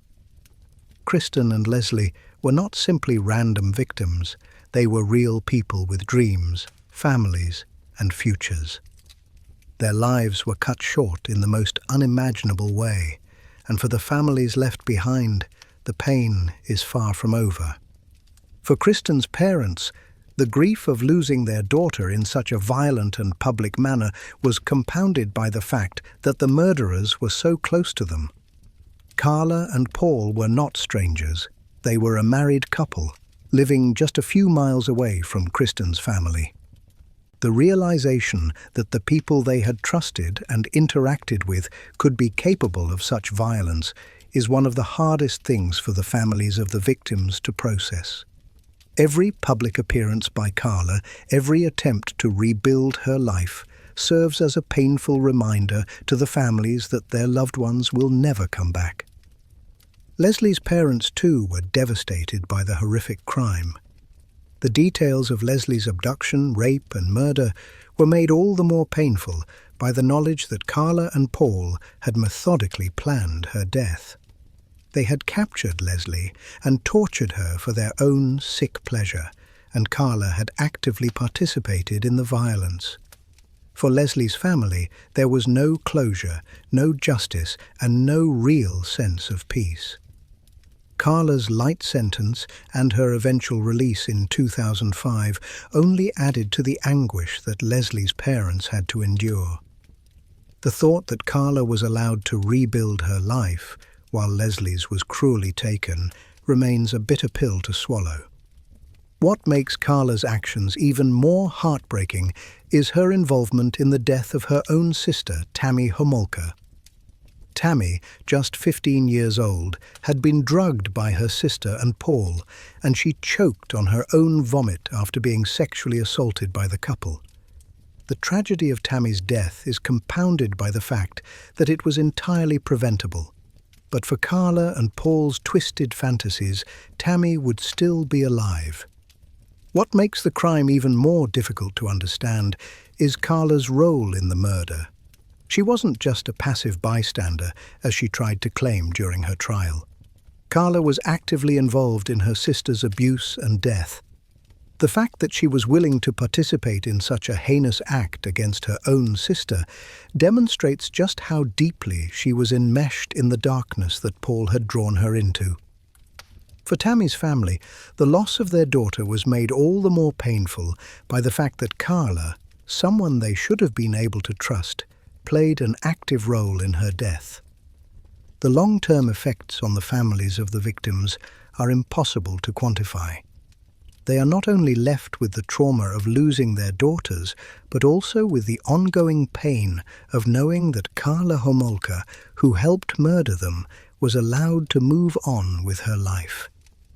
The idea that someone who participated in such horrific acts could eventually be free to live as they choose is a reality that many victims' families find hard to accept. Carla's release from prison in 2005 only compounded the injustice felt by these families. While the law allowed Carla to start a new life, the families of her victims were left to grapple with their grief and anger. The fact that she had been given a chance to rebuild her life while her victims' lives had been brutally taken made the legal process seem inadequate.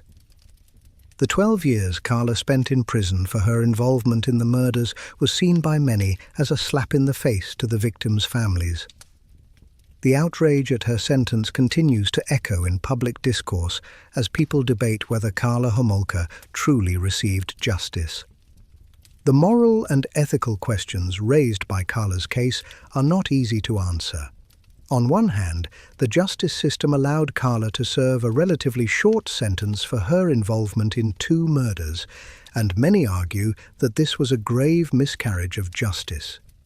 On the other hand, the plea deal that Carla struck in exchange for testifying against Paul Bernardo allowed the authorities to secure his conviction. But this deal, made without full knowledge of Carla's role in the crimes, leaves a bitter aftertaste for many. Should someone who has committed such horrific acts, even if they are willing to cooperate, ever be allowed to re-enter society? The debate over Carla's plea deal, her sentence, and her eventual release highlights the complexities of the criminal justice system and raises difficult questions about redemption and punishment. Beyond the legal and moral issues, Carla's case has had a profound impact on public perceptions of female serial killers. Historically, women who commit serial murder have been overlooked or dismissed as anomalies. Carla, however, shattered this stereotype. She was not some monstrous, evil figure lurking in the shadows. She was a woman who blended into society, hiding behind the facade of a loving wife, sister, and mother. Her case forced society to confront the uncomfortable reality that women, just like men, are capable of committing horrific acts of violence. Carla's role in the murders, especially in light of her failure to fully admit to her involvement, has led to an ongoing examination of what constitutes true justice. For many, Carla's release represents a failure of the justice system to adequately punish her for her crimes. For others, it highlights the complexities of rehabilitation and the notion of second chances. The question remains, should someone like Carla Homolka be allowed to start anew after committing such horrific acts, or should she forever be held accountable for the lives she destroyed? In the end, the legacy of Carla Homolka and Paul Bernardo is one of profound horror, confusion, and unanswered questions. For the families of the victims, it is a legacy of grief and heartbreak that will never fade. Carla may have been allowed to move on with her life, but the scars left by her actions will never heal for those who lost their loved ones. The Ken and Barbie killers will forever be a symbol of the dangers that lurk behind seemingly innocent facades and a reminder of how the justice system can sometimes fail those who need it most. The phenomenon of female serial killers remains one of the most chilling and misunderstood aspects of criminology. Women who commit serial murders often defy the stereotypes associated with violent criminals. Unlike male serial killers, who are frequently depicted as monstrous and sadistic figures driven by uncontrollable urges, female serial killers are often seen as more methodical, patient, and manipulative.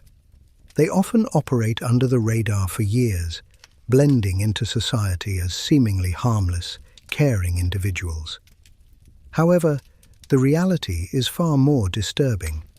Female serial killers tend to kill for different reasons than their male counterparts, often driven by factors like financial gain, control, and the desire for power. One of the reasons female serial killers have remained so enigmatic is that they often work in settings where their crimes can easily go unnoticed. Many women who commit serial murders are caregivers, nurses, mothers, or landladies, positions that allow them to gain the trust of their victims. They exploit this trust to kill slowly and quietly, often poisoning their victims or using other subtle methods. The fact that women tend to kill over an extended period rather than engaging in violent, explosive acts of murder makes it more difficult to identify their crimes until the body count becomes too great to ignore. The motivations of female serial killers vary widely. While some, like Karla Homolka, kill to please a partner or fulfill a twisted fantasy, others are motivated by greed, revenge, or a desire for control. One thing they have in common is their ability to manipulate others, whether it's gaining the trust of a vulnerable person or exploiting a social role to mask their true nature. Female serial killers tend to be highly manipulative, using charm, guilt, or emotional manipulation to cover up their crimes and maintain an appearance of normalcy. In some cases, like that of Aileen Wuornos, female serial killers kill out of a sense of desperation, born from trauma or abuse. Aileen's case is particularly tragic because her violent acts were in some ways a response to the abuse she suffered throughout her life. However, many female serial killers, such as Belle Gunness or Dorothea Puente, kill for financial gain, making their crimes appear more calculated and deliberate. These women use their positions in society, whether as a wife, a mother, or a caregiver, to hide in plain sight and commit murder without arousing suspicion. Another aspect of female serial killers that sets them apart is their ability to continue their killing spree for extended periods, often without being detected. While male serial killers tend to attract attention due to their violent nature or explosive tendencies, women are able to conceal their crimes for much longer. Many female serial killers kill quietly, using methods that don't leave obvious signs of trauma, such as poisoning. This subtlety allows them to avoid suspicion, making it more difficult for authorities to connect the dots between the deaths of their victims. They may even play the role of grieving widow, caring mother, or loving caregiver, all the while continuing to take lives in secret. In some cases, the victims of female serial killers may even feel sympathy for their killers, further complicating the investigation. Aileen Wuornos, for instance, targeted men who attempted to assault her while she was working as a prostitute, and many people sympathized with her as a victim of abuse. In contrast, other female serial killers, like Nanny Doss, may appear so harmless that their victims may not even realize they are being killed until it is too late. This dynamic, where the killer blends in with society and gains the trust of her victims, makes it particularly difficult for law enforcement to catch them before they have taken multiple lives. The public's perception of female serial killers has evolved over time. In the past, women who committed murder were often seen as victims of circumstances, as they were believed to be mentally unstable or influenced by abusive relationships. However, as more cases of female serial killers have come to light, the narrative has shifted. Today, criminologists recognize that women, just like men, are capable of committing heinous acts of violence, though they often do so in more subtle, methodical ways. The idea that women are inherently more nurturing and less capable of violence has been debunked, and cases like Karla Homolka's and Dorothea Puente's serve as reminders that women can be just as dangerous as their male counterparts. The cases of women like Belle Gunness, Nanny Doss, and Aileen Wuornos have shifted how society views the nature of female criminality. These women were not simply passive victims of circumstance.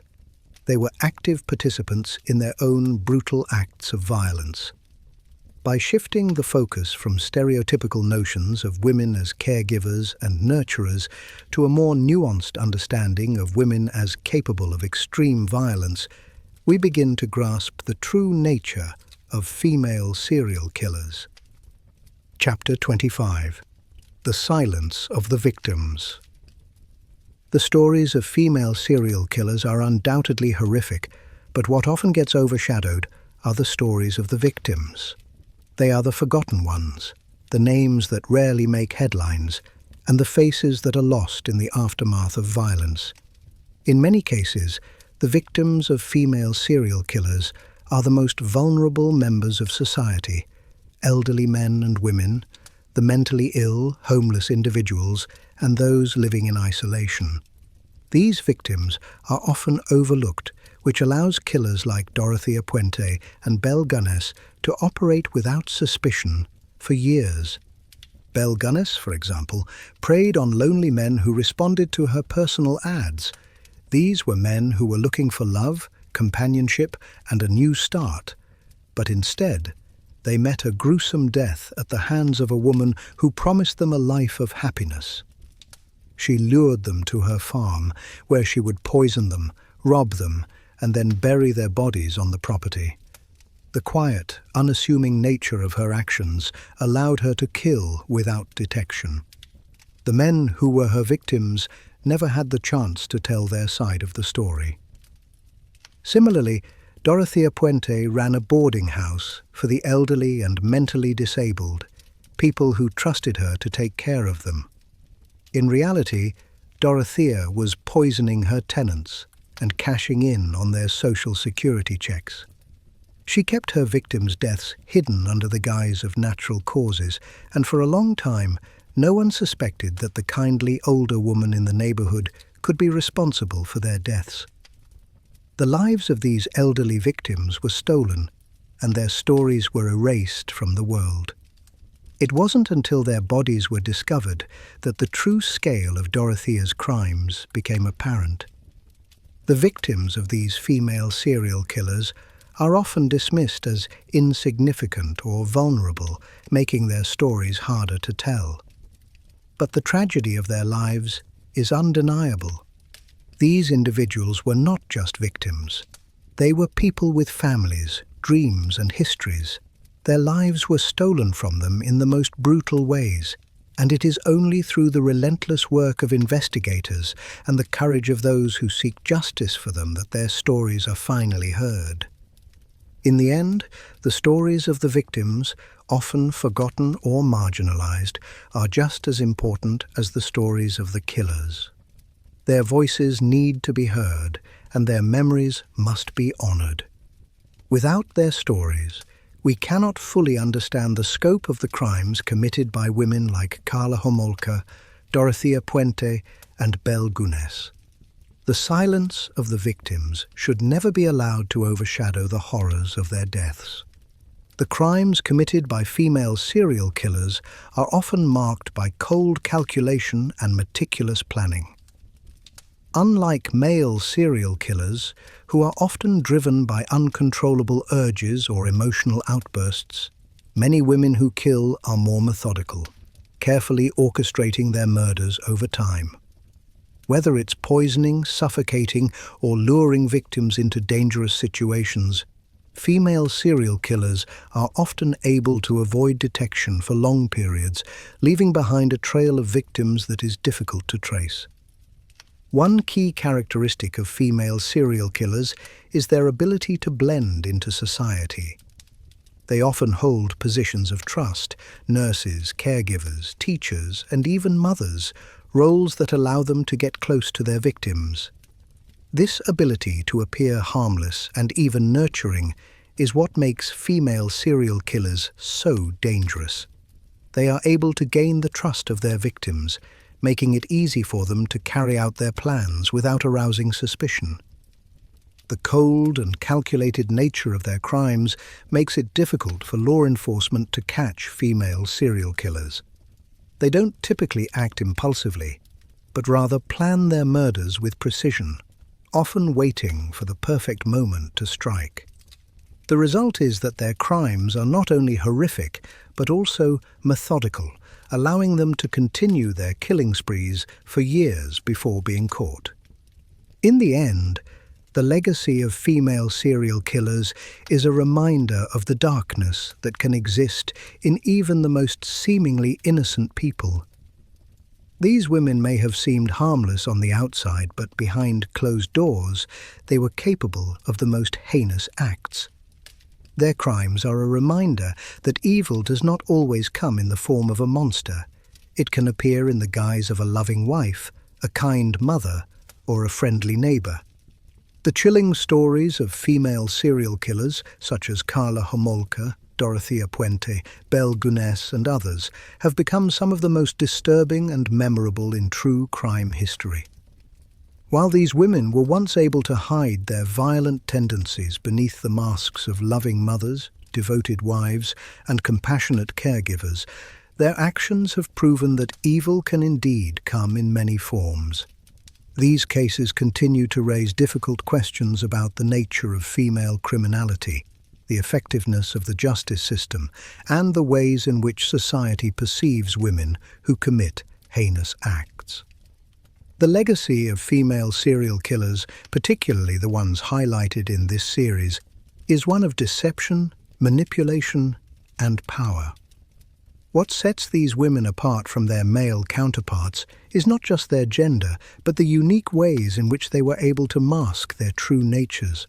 They killed not out of rage or uncontainable impulses, but often for cold, calculated reasons: money, control, or a twisted desire to gain power over others. And, unlike their male counterparts, they often did so quietly, without leaving the obvious explosive evidence that would immediately raise suspicion. This subtlety allowed them to continue their killing sprees for years before finally being caught, leaving behind a trail of victims that had been ignored, overlooked, or even erased by their killers. Female serial killers often take advantage of roles that grant them trust, such as that of a caregiver, landlady, or spouse. Their ability to blend into society as nurturing figures, whether as a wife, a mother, or a grandmother, allowed them to avoid suspicion and continue their killings in secret. This dynamic has raised troubling questions about how society perceives women. Women are often expected to be caretakers and nurturers, but the cases of Carla, Dorothea, and Belle show us that this image can be easily manipulated. Behind the smiles and the kind gestures, these women harbored dark, sadistic tendencies, using their societal roles to hide their true nature. In many of these cases, the victims were vulnerable members of society, elderly individuals, the mentally ill, or those in desperate situations. The victims trusted their killers, often thinking that they were in safe hands, only to find out too late that they were being lured into a trap. The fact that these women were able to manipulate their victims so effectively speaks to the power of charm and deceit, but also to the tragic reality that people who are in vulnerable situations are often easy targets for those who seek to exploit them. The case of Carla Homolka and Paul Bernardo is perhaps the most disturbing example of this. Carla, the so-called Ken and Barbie killers, managed to manipulate not only her victims, but also the entire public, using her charm and her ability to play the role of a loving wife and sister. For years, she was able to deceive people into thinking she was the victim of her husband's abuse, even as she actively participated in the rape and murder of 2 young women.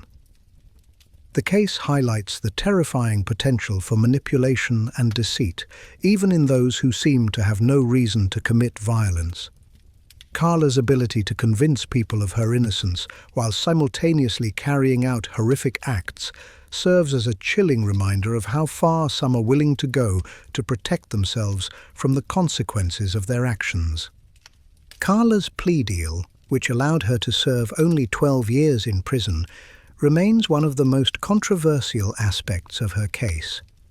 The fact that she was able to secure a deal based on partial truths, leaving out key details of her involvement in the crimes, has sparked a national debate about the fairness of the Canadian justice system.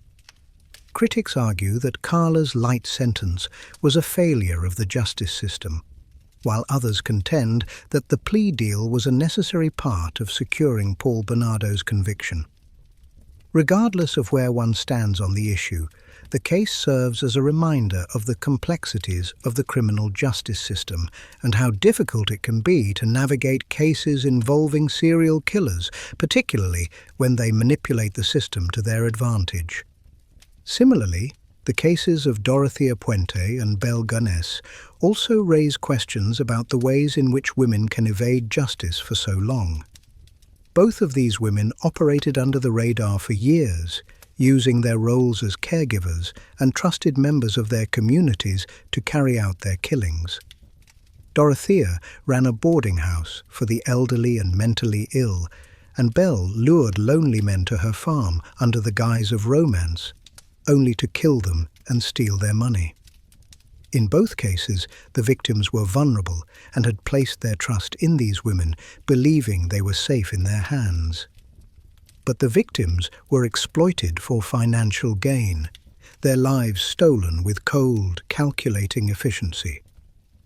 The fact that these women were able to continue their killings for so long without raising suspicion speaks to the power of their ability to manipulate those around them. They used their charm, their understanding of human nature, and their societal roles to blend in and avoid detection. Their stories serve as reminders that people are not always what they seem, and that those who are closest to us can sometimes be the most dangerous. The public fascination with female serial killers is not simply a morbid curiosity, it's a reflection of our deep-seated fears and the questions we have about the nature of evil and how it manifests. Female serial killers challenge the way we think about violence and criminal behavior. They force us to confront the uncomfortable truth that women, who are often seen as nurturers and caregivers, can also be perpetrators of extreme violence. In many ways, their crimes are more unsettling than those of their male counterparts, because they blur the lines between the roles women are supposed to play and the darker tendencies they may harbor. The legacy of these women, their stories and the lives they destroyed, serve as a grim reminder that evil can wear many faces, and sometimes it can look remarkably ordinary. The women in this series were not monstrous figures lurking in the shadows. They were women who blended into their communities, who played the roles of wives, mothers, and caregivers, all while hiding the darkness within. Their stories force us to reconsider the assumptions we make about people, and to understand that those who commit the most heinous acts are often the least likely to appear dangerous. In the end, the stories of female serial killers challenge us to rethink our understanding of human nature. They force us to confront the possibility that evil can come in many forms, and that even those who seem the most innocent can harbor the darkest secrets. As long as society continues to underestimate the potential for violence in women, we will continue to be blindsided by the reality of what some women are capable of.